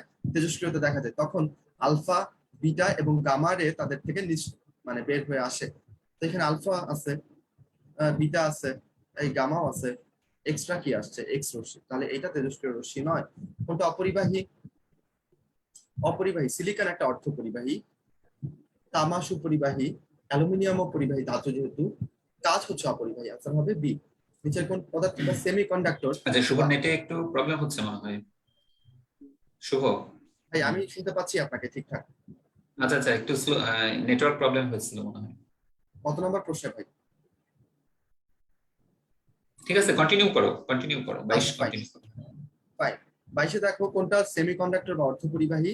এখানে দেখো অর্ধপরিবাহী কি কি আছে? সিলিকন, জার্মেনিয়াম, এগুলো তোমাদের কাছে অনেক বেশি পরিচিত না? তাহলে এখানে সিলিকন আছে, সিলিকন তো অর্ধপরিবাহী। তাহলে দেখো এখানে এই যে 16-17 আসছে, 19-20 আসছে, তাহলে কোনটা অপরিবাহী কোনটা অর্ধপরিবাহী, এগুলো কিন্তু অনেক ইম্পর্টেন্ট। অভ্র কি বলো তো? অভ্র, অভ্র, অভ্র কিন্তু তুমি পরাবৈদ্যুতিক ধ্রুবক আছে অভ্রের একটা, তাই না? যারা পরাবৈদ্যুতিক পদার্থ ওরা কিন্তু অপরিবাহী পদার্থ, ওদেরকে আবার অর্ধপরিবাহী বলো। যারা পরাবৈদ্যুতিক ওরা কিন্তু অপরিবাহী, অভ্র কিন্তু অপরিবাহী। পরাবৈদ্যুতিক পদার্থের সংজ্ঞাই হচ্ছে এটা, যে ওরা অপরিবাহী, কোনো পরিবহনে তাদের হেল্প নাই, কিন্তু তারা কোনো একটা পরিবহন ক্ষেত্রে যদি মানে ওই ক্ষেত্রে যদি প্রেজেন্ট থাকে, তখন সেখানে তড়িতের ঘটনাগুলোকে তারা চেঞ্জ করতে পারে। নিচে কোনটা প্রতিকরণ নাই? প্রতিকরণ নাই দুইটা জিনিসের, মানে প্রতিকরণ ইংরেজি হচ্ছে এন্টি পার্টিকেল। এন্টি পার্টিকেল নাই ফোটনের এবং মেসনের, মনে থাকে যাবে। অ্যান্সার হবে বি নাম্বারটা। মানুষের কান সবচেয়ে মৃদু যে শব্দ শুনতে পায় তার তীব্রতা হচ্ছে C number, 10⁻12 watt per metre square. এখান থেকে আরো শিকার হচ্ছে যে শব্দের তীব্রতার একক কি? Watt per metre square. শরৎকালে কখন শিশির পড়বে? দেখো যেদিন আকাশে মেঘ থাকে সেদিন তো শিশির পড়ে না, সেদিন তো মেঘই আছে, তাই না? যেদিন বৃষ্টি হয় না শিশির কি পড়বে বলো? তাহলে মেঘ মুক্ত আকাশ শিশির পড়ার জন্য খুব ভালো। তাহলে কি হবে? এই যে 1 নাম্বার, এই যে পূর্ণিমা রাত, অমাবস্যা রাত, এগুলো দিচ্ছে তোমাকে কনফিউজ করার জন্য। আসলে ইংলিশটা একটু ঝটপট দেখে ফেলি, এরপর কিন্তু সানি ভাই তোমাদের বায়োলজি এবং জেনারেল নলেজে কি পড়তে হবে, কেমন করে পড়তে হবে সেটা একটু দেখাবে। আমি বিশ্বাস করি তোমরা ধৈর্য ধরে সেই পর্যন্ত অপেক্ষা করবা। একটু চলো দেখে ফেলি। ক্লাস, ক্লাস মানে কি? একটা শ্রেণী, একটা গোষ্ঠী। তো এখানে অনেক মানুষকে বোঝাচ্ছে বা অনেক অনেকজনকে বোঝাচ্ছে, তো এটা হচ্ছে একটা কালেকটিভ নাউনের উদাহরণ। অ্যাপেন্ডিসিস, অ্যাপেন্ডিসিস হচ্ছে একটা প্লুরাল ফর্ম, এটার সিঙ্গুলার ফর্ম হচ্ছে appendix. He is fond of playing cricket. এই যে ভার্বের সাথে আইএনজি যোগ করছি, তারপরে এটা কখনো নাউনের কাজ কখনো ভার্বের কাজ করে, তখন এইগুলাকে আমরা কি বলি? জিরান্ট বলি। তো এটা জিরান্ট এখানে। তারপর যদি আগাই, কন্টেন্ট, দেখো এগুলা কিন্তু পড়া প্রশ্ন। তুমি যদি তোমার কি বলে বই টই পড়ে থাকো, ইংলিশের জন্য যে বই কোচিং থেকে দেয় ওগুলো পড়ে থাকো, আমি শিওর যে এগুলো প্রশ্ন তুমি পাবা। এগুলো আগে বিভিন্ন পরীক্ষাতে বিভিন্নবার আসছে, আমি নিজেও পড়ছিলাম, আমার এখনো মনে পড়তেছে, এগুলো আমি পড়ছি। আমার পড়ার মধ্যে জিনিস। Contempt, contemptible, T. I, choose past participle কে পারে না বলো? সবাই পারে। চুজ একটাও তারপর হচ্ছে নিচের কোনটা হচ্ছে একটা অ্যাক্টিভ সেন্টেন্স এবং একটা প্রেজেন্ট ইনডিফিনিট টেন্সের উদাহরণ। আচ্ছা দেখো প্রেজেন্ট ইনডিফিনিট টেন্স কোনটা, এটা তো প্রেজেন্ট কন্টিনিউয়াস আইএনজি আছে তাই না। তারপর হচ্ছে he has done the work, তাহলে এটা হচ্ছে present perfect. I have invited them, এটা হচ্ছে present perfect. Floods destroy crop, এটা হবে তাহলে তাই না, এটা প্রেজেন্ট ইনডিফিনিট টেন্সের एग्जांपल। তারপর এটার অ্যাক্টিভ ফর্মটা লিখতে বলছে, the wounded man was being helped by some boy, একটা লোক ব্যথা পাইছে, কিছু বয়, এখানে প্রশ্ন করতে হবে না, কিছু বয়েস কিছু ছেলেরা তাকে হেল্প করছে, তাহলে এখানে এইটাকে তুমি সাবজেক্ট বানাই দাও, সাম বয়েস সামনে যাবে, সবগুলোতে সাম বয়েস সামনে আছে, কোনো ভেজাল নাই। ওয়ার হেল্পিং, ওয়ার আছে সব জায়গাতে, কোনো ভেজাল নাই। দেখো এটা যেহেতু একটা, এটা হচ্ছে একটা দেখে বোঝা যাচ্ছে এটা হচ্ছে একটা পাস্ট কন্টিনিউয়াস টেন্স, তাহলে ওয়ার এর পরে ডেফিনেটলি এখানে হেল্পিং বসবে, হেল্পটা হবে না তাই না। ওয়ার হেল্পড এটা হইতো যদি এটা পাস্ট ইনডিফিনিট টেন্সের প্যাসিভ ফর্ম হইতো। আমি তো জানতে চাইছি তোমার অ্যাক্টিভ ফর্ম, তাহলে এটা হবে না, এইটা এই অপশন বাদ। তারপর ওয়ার বিং হেল্প, এটা তো কিছুই মিলছে না, বিং যদি দাও তবুও তোমার তো হেল্প বসাইতে হবে তাই না, তো এটা সেন্টেন্সে মিলে নেই, এটাও বাদ। তাহলে অ্যান্সার এ আর বি এর ভিতরে আছে, চলো দেখি। হেল্পিং পর্যন্ত ঠিক আছে, সাম বয়েস ওয়ার হেল্পিং দ্য উন্ডেড, দুটো অপশন সেম। এখানে বোধহয় এই যে যিনি লিখছে টাইপ করছে এখানে বোধহয় কোনো একটা উল্টাপাল্টা ছিল, ওটা তার চোখে পড়েনি। তো প্রশ্ন এরকম ছিল না, প্রশ্নের যে কোনো একটা ভুল ছিল, সাম বয় দাও, তাহলে তো এটা আর হবে না। আচ্ছা দেন যদি আমরা আগাই, ফ্যাক্টিটিভ অবজেক্ট, ফ্যাক্টিটিভ অবজেক্ট মানে কি, কেউ কাউকে কিছু বানাইলে সেটাকে হচ্ছে ফ্যাক্টিটিভ বলে আর কি। যেমন ধরো he was made king by them, যেখানে তাকে কিং বানাইছে, সাধারণত ফ্যাক্টিটিভ অবজেক্ট দিলে এই এক্সাম্পলটা দিবে। সো এখানে দেমটা হচ্ছে একটা ফ্যাক্টিটিভ অবজেক্ট। যদি কাউকে রাজা বানানো হয়, ক্যাপ্টেন বানানো হয়, চেয়ারম্যান বানানো হয়, তখন ওই যে শেষে যে যাদের দিয়ে বানানো হয় তারাই হচ্ছে factitive object. I am accused, sorry accused না, অ্যাকাস্টমড ড্যাশ সাচ লাইফ, এর সাথে কি হবে, অ্যাকাস্টমড কি হয়, অফ হয় না, অ্যাকাস্টমড বলো তো, চ্যাটে বলো তো তোমরা, টু হয়, রাইট। অ্যাকাস্টমড টু মানে কি, অভ্যস্ত তাই না, এটা অর্থ হচ্ছে অভ্যস্ত। প্রিপোজিশন খুব ক্লান্তি কনফিউশন লাগে তাই না।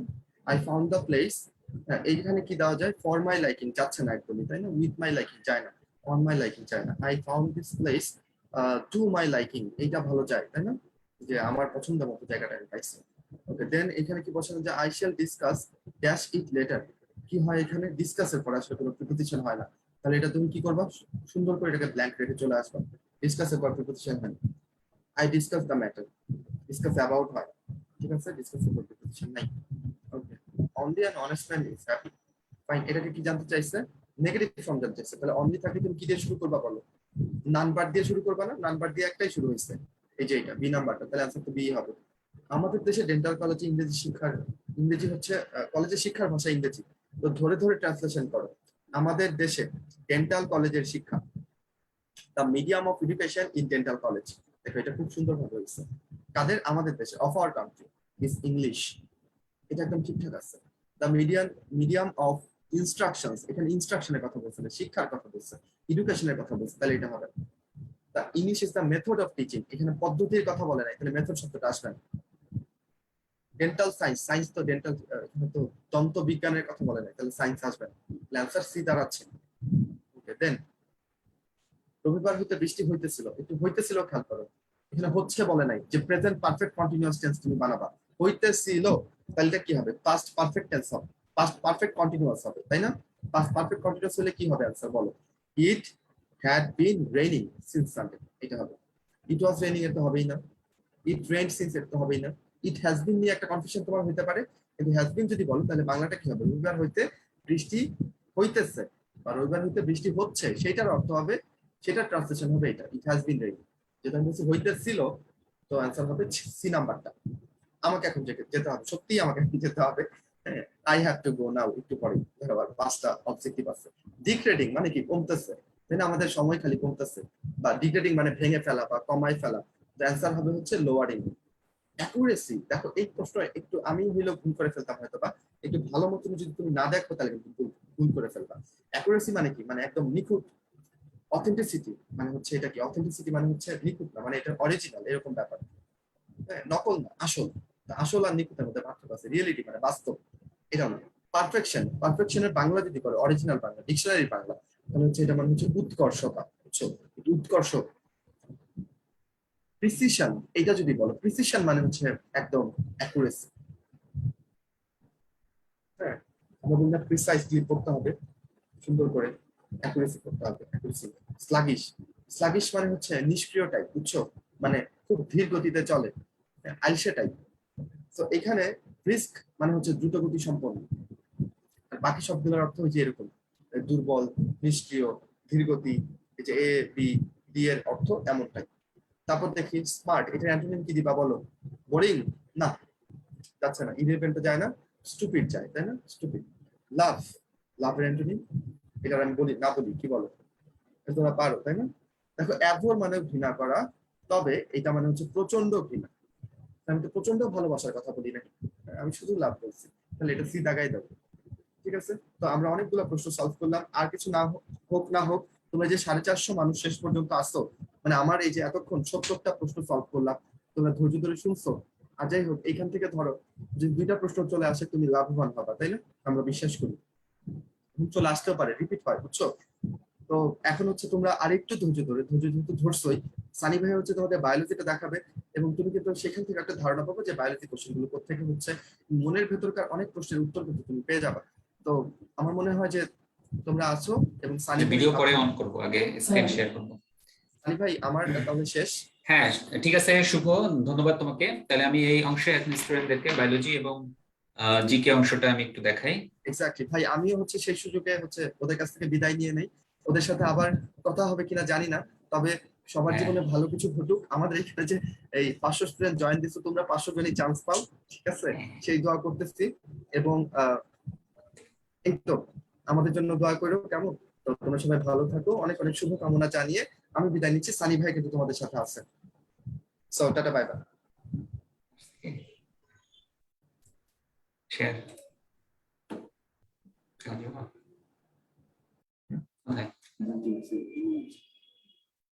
আচ্ছা আচ্ছা, না আমার ভিডিও। আচ্ছা, আমার স্ক্রিনটা মনে হয় দেখা যাচ্ছে না। হ্যাঁ, সবাই দেখতে পাচ্ছ? ভাই দেখা যাচ্ছে। আচ্ছা,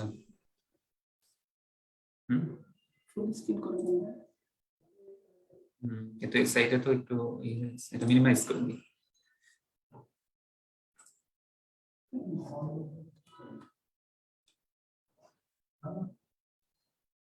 ঠিক আছে, এখন আমি স্টুডেন্টদেরকে যেটা দেখাচ্ছি সেটা হচ্ছে আমাদের বায়োলজি অংশটা।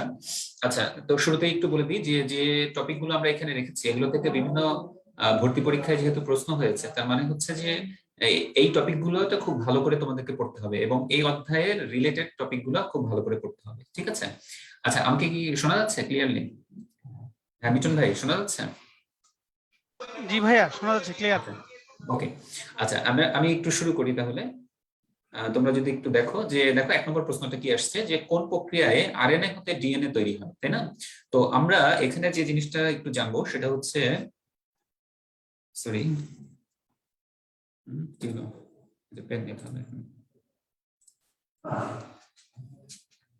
সেটা হচ্ছে সেন্ট্রাল ডগমা। তোমরা সবাই জানো, আমি যদি একটু লিখে ফেলি, দেখো এটা হচ্ছে ডিএনএ। ডিএনএ থেকে তৈরি হয় হচ্ছে ডিএনএ। তোমরা জানো ডিএনএ থেকে ডিএনএ তৈরি হয়। আবার ডিএনএ থেকে এমনও হতে পারে ডিএনএ থেকে আরএনএ তৈরি হয়, তাই না? ডিএনএ থেকে আরএনএ। আবার এমন হয় আরএনএ থেকে তৈরি হয় প্রোটিন। আমি যদি সংক্ষেপে লিখি প্রোটিন, তাহলে বিষয়টা কি হলো, যে ডিএনএ থেকে ডিএনএ তৈরি হয়, আবার ডিএনএ থেকে আরএনএ তৈরি হয়, আরএনএ থেকে প্রোটিন তৈরি হয়, তাই না? তাহলে যেহেতু এটা একটা সিকোয়েন্স, একটা ফ্লো চার্ট যদি আমরা বলি, এটাকেই আমরা বলছি সেন্ট্রাল ডগমা, ঠিক আছে? তাহলে এভাবেই কিন্তু প্রত্যেকটা জীবদেহে এই বিষয়টা ঘটে। এটা একটা মানে সংবিধানের মতো, বুঝতে পারছো?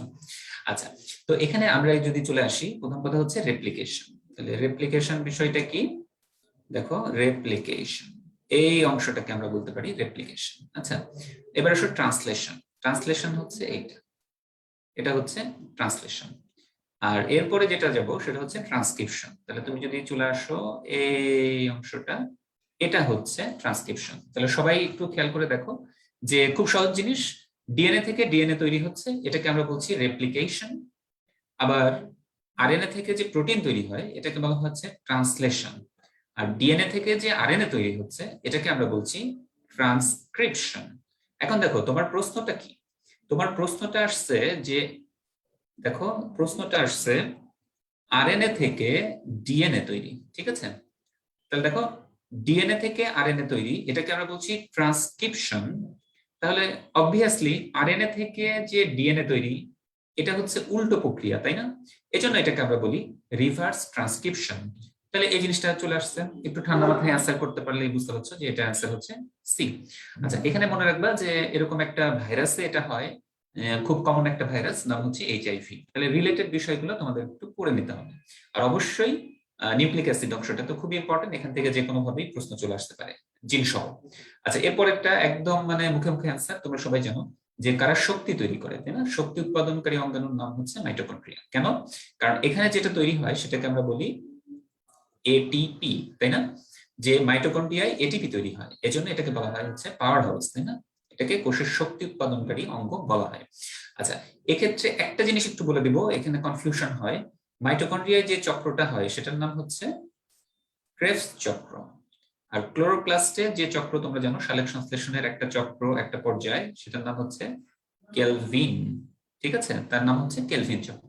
তাহলে দেখো এভাবে প্রশ্নটা না এসে এভাবে আসতে পারে যে ক্রেবস চক্র কোথায় সংঘটিত হয়। এটা কিন্তু মেডিকেল ভর্তি পরীক্ষায় 1 বছর প্রশ্নে এসেছিল, সুতরাং এটা তো একটু মনে রাখতে হবে। আবার দেখো প্যাচ লাগবে পরীক্ষার হলে গিয়ে, ক্রেবস চক্রকে কেলভিন চক্র মনে হবে। তাহলে কেলভিন চক্র এটা হচ্ছে অন্ধকার পর্যায়ের একটা অংশ, তাই না? একটা ধাপ। তাহলে এটা হয় ক্লোরোপ্লাস্টে, আর ক্রেবস চক্রটা হয় হচ্ছে মাইটোকন্ড্রিয়া। তাহলে রিলেটেড এগুলো খুব ভালো করে একটু পড়ে নিবা। আচ্ছা, কোষ প্রাচীর কি দিয়ে গঠিত? এটা খুব সহজ, তোমরা জানো যে কোষ প্রাচীর হচ্ছে সেলুলোজ নির্মিত, তাই না? কিন্তু এখানে দেখো এই প্রশ্নটাই যদি এমন থাকতো যে ছত্রাকের কোষ প্রাচীর কি দ্বারা নির্মিত, তখন কিন্তু আমরা বলতাম যে সেটা কাইটিন নির্মিত। আর যেন লিপোপ্রোটিন সেটা হচ্ছে কোষ ঝিল্লিতে থাকে, কেরাটিন আমাদের দেহের যে চুল, নখ, আইস এগুলোতে পাওয়া যায়। তাহলে আমরা এভাবে অ্যান্সারটা করতে পারি। আচ্ছা, এরপরে তোমরা দেখো যে মাইটোসিস বিভাজনে স্পিন্ডল যন্ত্র বিষুবীয় অঞ্চল, তাই না? এটাকে বলা হয় ইকুয়েটর, বিষুবীয় অঞ্চলে বিন্যস্ত হয়। এটাকে কি বলে? আচ্ছা, আমরা একটু সংক্ষেপে যদি দেখি, দেখো এটা হচ্ছে একটা ক্রোমোজোম, এভাবে করে সবগুলো ক্রোমোজোম বিষুবীয় অঞ্চলে চলে আসে, এই এভাবে চলে আসে, তাই না? তোমরা জানো। আচ্ছা, এখানে আমি বলবো এটা মনে রাখার জন্য তোমরা মনে রাখবা ম ম ম, ঠিক আছে? মতে মতে মেটাফেজ, মেটাফেজ দশায় চলে আসে। মতে মাঝে ক্রোমোজোম, তাহলে মেটাফেজ দশায় ক্রোমোজোম মাঝে চলে আসে। আর মতে মনে রাখবা মোটা ক্রোমোজোম, এবং এই মেটাফেজ দশায় ক্রোমোজোম গুলো সবচেয়ে মোটা হয়, এজন্য এটা খুব ভালোভাবে দেখা যায়, ঠিক আছে? এই সার্বিক প্রক্রিয়াকে আমরা বলতে পারি মেটাকাইনেসিস, ঠিক আছে? কি বলতে পারি? মেটাকাইনেসিস। তাহলে মনে রাখবা মেটাকাইনেসিসের ম, সেখান থেকে 3টা ম, মাঝে ক্রোমোজোম, মোটা ক্রোমোজোম এবং মেটাফেজ। তাহলে মেটাফেজ দশায় এইগুলো ঘটে, তাহলে ম দিয়ে আমরা এটা মনে রাখতে পারি। আচ্ছা, সেলুলোজে কি বন্ধন থাকে? সেলুলোজে বিটা গ্লাইকোসাইডিক বন্ধন থাকে, এটা তোমরা জানো। এখন তোমাদের মনে রাখতে হবে যে আলফা গ্লাইকোসাইডিক বন্ধন কোথায় কোথায় পাওয়া যায়। আমরা জানি খুব সহজভাবে যদি বলি, তাহলে একটা হচ্ছে স্টার্চ, স্টার্চ মানে হচ্ছে অ্যামাইলোজ, সংক্ষেপে লিখলাম। আর একটা হচ্ছে অ্যামাইলো পেকটিন, তাই না? তাহলে স্টার্চে অ্যামাইলোজ, অ্যামাইলোপেকটিন এগুলো সবগুলোতে কিন্তু আমরা আলফা গ্লাইকোসাইডিক বন্ধনটা পাবো। আচ্ছা, আরেকটা হচ্ছে স্টার্চ ভেঙে যেটা পাওয়া যায় আমরা জানি, সেটার নাম হচ্ছে ডেক্সট্রিন, ঠিক আছে? স্টার্চ ভেঙে পাওয়া যায় ডেক্সট্রিন। তাহলে এগুলোতে হচ্ছে আলফা গ্লাইকোসাইডিক বন্ধন থাকে। তাহলে রিলেটেড পড়া, সুতরাং তুমি স্টার্চ, সেলুলোজ, সেগুলো রাসায়নিক গঠন, তাদের ব্যবহার, কাজ, এগুলো কিন্তু খুব ভালো করে পড়তে হবে। আচ্ছা, জেনেটিক্যালি কোষের মৃত্যু, এটাকে আমরা বলি কি? অ্যাপোপ্টোসিস। আচ্ছা, এটা একটা ইনফরমেশন। আচ্ছা, এখান থেকে একটু মনে রাখতে হবে নেক্রোসিস কি। নেক্রোসিস হচ্ছে যদি পুষ্টি না থাকে, হ্যাঁ, নিউট্রিশন না থাকে কোষে, যদি পুষ্টি না থাকে, অথবা কোষটা কোনো কারণে মারা গেল, হ্যাঁ, টক্সিনের কারণে, কোনো বিষের কারণে, হ্যাঁ, অথবা কোনো রোগ হয়ে মারা গেল, তাহলে এটাকে আমরা বলি নেক্রোসিস। তাহলে এই দুইটা জিনিস একটু ক্লিয়ার থাকতে হবে। তাহলে কোষের মৃত্যু, স্বাভাবিক মৃত্যু যেটা হয় সেটা হচ্ছে অ্যাপোপ্টোসিস। আচ্ছা, আরেকটা হচ্ছে যে কোষের অস্বাভাবিক মৃত্যু, এটাকে বলা হচ্ছে নেক্রোসিস। পুষ্টি বা টক্সিন এর কারণে হয়, পুষ্টির অভাব হলে হতে পারে। আচ্ছা, এরপরে যদি আমরা যাই যে কোনটি ভাইরাস দ্বারা রোগ, এটা একটা মুখস্থ পড়া, তোমরা যদি একটু খেয়াল করো সেটা হচ্ছে পোলিও ভাইরাস, তাই না? তোমরা জানো যে পোলিও একটা ভাইরাস ঘটিত রোগ। তাহলে আর কি কি ভাইরাস ঘটিত রোগ আছে? এটা হচ্ছে 500%, ভর্তি পরীক্ষার জন্য 500% এটা আসবে। কোনটা ভাইরাস ঘটিত, কোনটা ব্যাকটেরিয়া ঘটিত, এটা 100% এর চেয়েও বেশি, 500%, ভেরি ভেরি ইম্পর্টেন্ট। তাহলে এটা মনে রাখার বুদ্ধি কি ছিল? আমরা জানি যে ভাইকে যে ডিপথেরিয়া জ্বরে পেল, তাই না, হাই হাই, এরকম একটা নিউমোনিক্স আছে, তোমরা এটা অবশ্যই দেখে নিতে পারো, সেখান দিয়ে আমরা মনে রাখতে পারি। হ্যাঁ, সংক্রমণ ক্ষমতাবিহীন ভাইরাস। আচ্ছা, এখানে একটু মনে রাখবা, সেটা হচ্ছে যে ভিরিওন আর এখানে হচ্ছে নিউক্লিওক্যাপসিড, এই দুইটা জিনিস একই। ঠিক আছে, আমরা জানি যে ভাইরাস মানে কি? ভাইরাস মানে হচ্ছে প্রোটিন, ভাইরাস মানে হচ্ছে প্রোটিন প্লাস নিউক্লিক অ্যাসিড। তাহলে ভাইরাস মানে কি? Protein plus nucleic acid.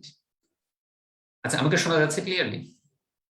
আচ্ছা, তাহলে ভিরিয়নেও প্রোটিন এবং নিউক্লিক অ্যাসিড থাকে, নিউক্লিক অ্যাসিড এখানেও কিন্তু প্রোটিন এবং নিউক্লিক অ্যাসিড থাকে। তাহলে পার্থক্য কোথায়? পার্থক্য হচ্ছে যদি সংক্রমণ ক্ষম হয়, ঠিক আছে, যদি ইনফেকশন, আমি আই দিয়ে দেখাচ্ছি, ইনফেকশন বা সংক্রমণ ক্ষম হয় তাহলে এটার নাম ভিরিয়ন। আর যদি ইনফেকশন ক্ষমতা না থাকে, সংক্রমণ ক্ষমতা না থাকে, আই নট দিয়ে দেখাচ্ছি, তাহলে এটাকে আমরা বলছি নিউক্লিও ক্যাপসিড।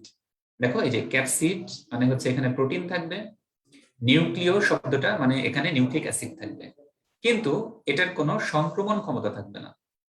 বুঝতে পারছো? তাহলে ভিরিয়নের সংক্রমণ ক্ষমতা থাকবে আর নিউক্লিয়ক অ্যাসিডে এখানে সংক্রমণ ক্ষমতা থাকবে না, এইটুকুই হচ্ছে পার্থক্য। ঠিক আছে? আচ্ছা, প্রিয়ন মনে রাখবো, পি ফর পি, মানে এটা শুধুমাত্র প্রোটিন দ্বারা গঠিত। আর ভিরয়েড যেটা, সেটা হচ্ছে নিউক্লিক অ্যাসিড, এখানে প্রোটিন থাকে না, কি থাকে? আরএনএ, তোমরা জানো। তাহলে শুধু আরএনএ এর মাধ্যমে যে রোগগুলো ছড়ায় এটা হচ্ছে ভিরয়েড ঘটিত রোগ। তাহলে এভাবে আমরা একটু মনে রাখতে পারি। আচ্ছা, ওই যে বললাম ভাইরাস ঘটিত রোগ কি আর ব্যাকটেরিয়া ঘটিত রোগ কি মনে রাখতে হবে। গনোরিয়া কি? গনোরিয়া অবশ্যই একটা ব্যাকটেরিয়া ঘটিত, তোমরা জানো যে গনোরিয়া, তারপরে সিফিলিস, এই রোগগুলোর জীবাণুর নাম কিন্তু মনে রাখতে হবে, তাই না? নিশেরিয়া গনোরি দিয়ে হয়, ট্রিপোনিমা প্যালিডিয়াম দিয়ে সিফিলিস হয়, এই দুইটা খুব ভালো করে পড়তে হবে। ঠিক আছে? তাহলে মানুষে কোন ভাইরাস কি রোগ করে, মানুষে কোন ব্যাকটেরিয়া কি রোগ করে, এটা কিন্তু আমাদেরকে একটু জেনে নিতে হবে। আচ্ছা, মাশরুম কোন শ্রেণীর? আচ্ছা, আমার ভর্তি পরীক্ষার গল্প বলি যে শ্রেণী কিন্তু খেয়াল করতে হবে তোমাদের এখানে, এই যে শ্রেণী, তাহলে এখানে যদি অপশনে ব্যাসিডিওমাইসিটি, এটা হচ্ছে আমার অ্যান্সার, এটা হচ্ছে আমার অ্যান্সার, কিন্তু ব্যাসিডিওমাইসিটিস না থেকে যদি এটা থাকতো ব্যাসিডিওমাইকোটা, খেয়াল করো, তাহলে কিন্তু আমি অ্যান্সারটা করতে পারতাম না। তাহলে মনে রাখবা যে শ্রেণীর যেহেতু আছে, সুতরাং একটু অ্যান্সার করার আগে একটু দেখে নিবা মাইসিটিস আছে কিনা। মাইসিটিস মানে ছত্রাক, তাই না? তাহলে এটা হচ্ছে ব্যাসিডিওমাইসিটিস, এই শ্রেণীর। ঠিক আছে, মনে থাকবে। কিন্তু অ্যান্সারে যদি ব্যাসিডিওমাইকোটা থাকতো তাহলে কিন্তু আমি অ্যান্সারটা করতে পারতাম না, তখন কিন্তু একটা কনফিউশন তৈরি হতো। আচ্ছা, এরপরে আসো প্রান্তস্পর্শী পুষ্পপত্র বিন্যাস, এগুলো মুখস্থ করা ভাবলাম। আচ্ছা, আমরা যদি এখানে যাই, নিচের কোন কোষটি এপিডার্মিসের অংশ নয়? তোমরা জানো যে এন্ডোডার্মিসে দুই ধরনের কোষ থাকে, তাই না? এর মধ্যে ক্ষণপদীয় এবং আমরা জানি ফ্লাজেলা থাকে কিছু কোষে, যাদেরকে বলা হচ্ছে ফ্লাজেলীয়, তাই না? ফ্লাজেলীয় কোষ। ঠিক আছে? তাহলে এই কোষগুলোর কাজ হচ্ছে ডাইজেশন, তাই না? যেটাকে আমরা বলছি পুষ্টিকোষ, পুষ্টিকোষ। তাহলে মনে রাখবা যে হাইড্রাই পরিপাক কোথায় হয়? পরিপাক ভেতরে হয়, তাই না? এজন্য এই পুষ্টিকোষ মানে ক্ষণপদীয় কোষ, ফ্লাজেলীয় কোষ, এগুলো কিন্তু এপিডার্মিসে থাকে না, এপিডার্মিসে থাকে না। ঠিক আছে? আচ্ছা, এরপরে চলে যাই যে সূর্যালোকের শক্তিকে ব্যবহার করে এডিপি থেকে এটিপি তৈরি। আচ্ছা, তোমরা একটু খেয়াল করো, এই এডিপি এর সাথে যখন একটা ইনঅর্গানিক ফসফেট যুক্ত হয় তখন হয়ে যায় হচ্ছে এটিপি। ঠিক আছে? আচ্ছা, যে কোনো জায়গায় যদি ফসফেট যুক্ত হয় তাহলে এটাকে বলা হয় ফসফোরাইলেশন। কি বলি আমরা বলো? আমরা বলি ফসফোরাইলেশন। তাহলে একটু খেয়াল করতে হবে, দেখো এই যে ফসফোরাইলেশন চলে আসছে, ফসফোরাইলেশন। এখন কথা হচ্ছে সূর্যের আলো ব্যবহার করে, যেহেতু সূর্যের আলো আমরা ব্যবহার করছি, এজন্য এটাকে আমরা বলবো ফটোফসফোরাইলেশন। এবং তোমরা জানো যে সালোক সংশ্লেষণের আলোক পর্যায়ে এটা ঘটে, তাই না, ফটোফসফোরাইলেশন। আচ্ছা, এখানে একটু দেখবা, সেটা হচ্ছে ফটোলাইসিস। ফটোলাইসিস এটা আবার কোথায় ঘটে? তোমরা জানো আলোক পর্যায়ে আলোর উপস্থিতিতে পানি ভেঙে যায়, তাই না, পানি ভেঙে যায়। তাহলে যখন সূর্যের আলো এর প্রভাবে পানি ভেঙে যায়, ভেঙে গিয়ে কি হয়, হাইড্রোজেন আয়ন, ইলেকট্রন এবং অক্সিজেন, তাই না, আমরা যদি এভাবে লিখি, তাহলে এই প্রক্রিয়াকে আমরা বলি ফটোলাইসিস। লাইসিস মানে ভেঙে যাওয়া। এই বিষয়গুলো একটু খেয়াল করে আনসার করার সময় দেখবা, তাহলে আর ভুল হবে না। জ্যান্থোফিলের বর্ণ কি? হলুদ আমরা জানি। তাহলে কোন বর্ণকণিকা কি বর্ণ দেয়? হ্যাঁ, তোমরা জানো আছে, ক্যারোটিনয়েড আছে, তারপরে ক্লোরোফিল তো আছেই, তাহলে তোমার ফাইকোবিলিন আছে। এগুলো কোনটা কি রং, এগুলো কিন্তু একটু পড়ে নিতে হবে। আচ্ছা, ক্রেবস চক্রে কতগুলো এটিপি তৈরি হয়? তাহলে দেখো, আমরা যদি এটার অ্যান্সার দিতে চাই, তাহলে ক্রেবস চক্রে কতগুলো হবে? আমরা জানি যে 24 অণু এটিপি তৈরি হয়। কিভাবে হয় তোমরা জানো? 6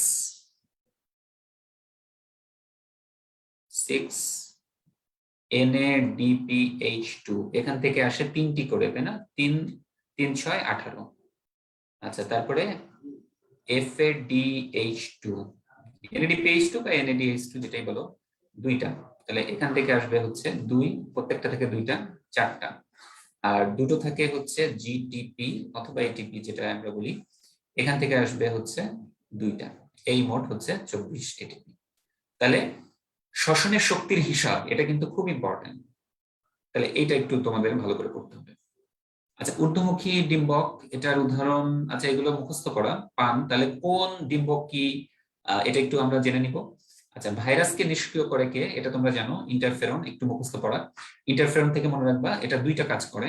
একটা হচ্ছে ভাইরাসের বিরুদ্ধে কাজ করে, আর একটা হচ্ছে ক্যান্সারের বিরুদ্ধে কাজ করে। ঠিক আছে, তাহলে এই 2টার বিরুদ্ধে কাজ করে ইন্টারফেরন। তাহলে এটা একটু মনে রাখতে হবে, এটা খুব ইম্পর্টেন্ট। আচ্ছা, রিকম্বিনেন্ট ডিএনএ তৈরির জন্য নিচে কোন এনজাইমটির প্রয়োজন হয়? আচ্ছা, এখানে একটু খেয়াল করে দেখবা, 2টো এনজাইম প্রয়োজন হয়, মানে এখানে হচ্ছে ডাবল অ্যান্সার। সবাই একটু খেয়াল করো যে ভাইয়া ডাবল অ্যান্সার, এখন কি করব? আমি কি ডাবল অ্যান্সার করব? আচ্ছা, এখানে উত্তর আছে যে বেস্ট অ্যান্সার করো, মানে যেটা বেশি ভালো অ্যান্সার সেটাই করো। সেটা কি হতে পারে? আচ্ছা, আমি যদি একটু বলি, ধরো এটা একটা ডিএনএ অংশ, এটার একটা অংশ আমরা কেটে নিব, এই অংশটাকে কেটে নিব। ঠিক আছে, এই অংশটাকে কেটে নিব।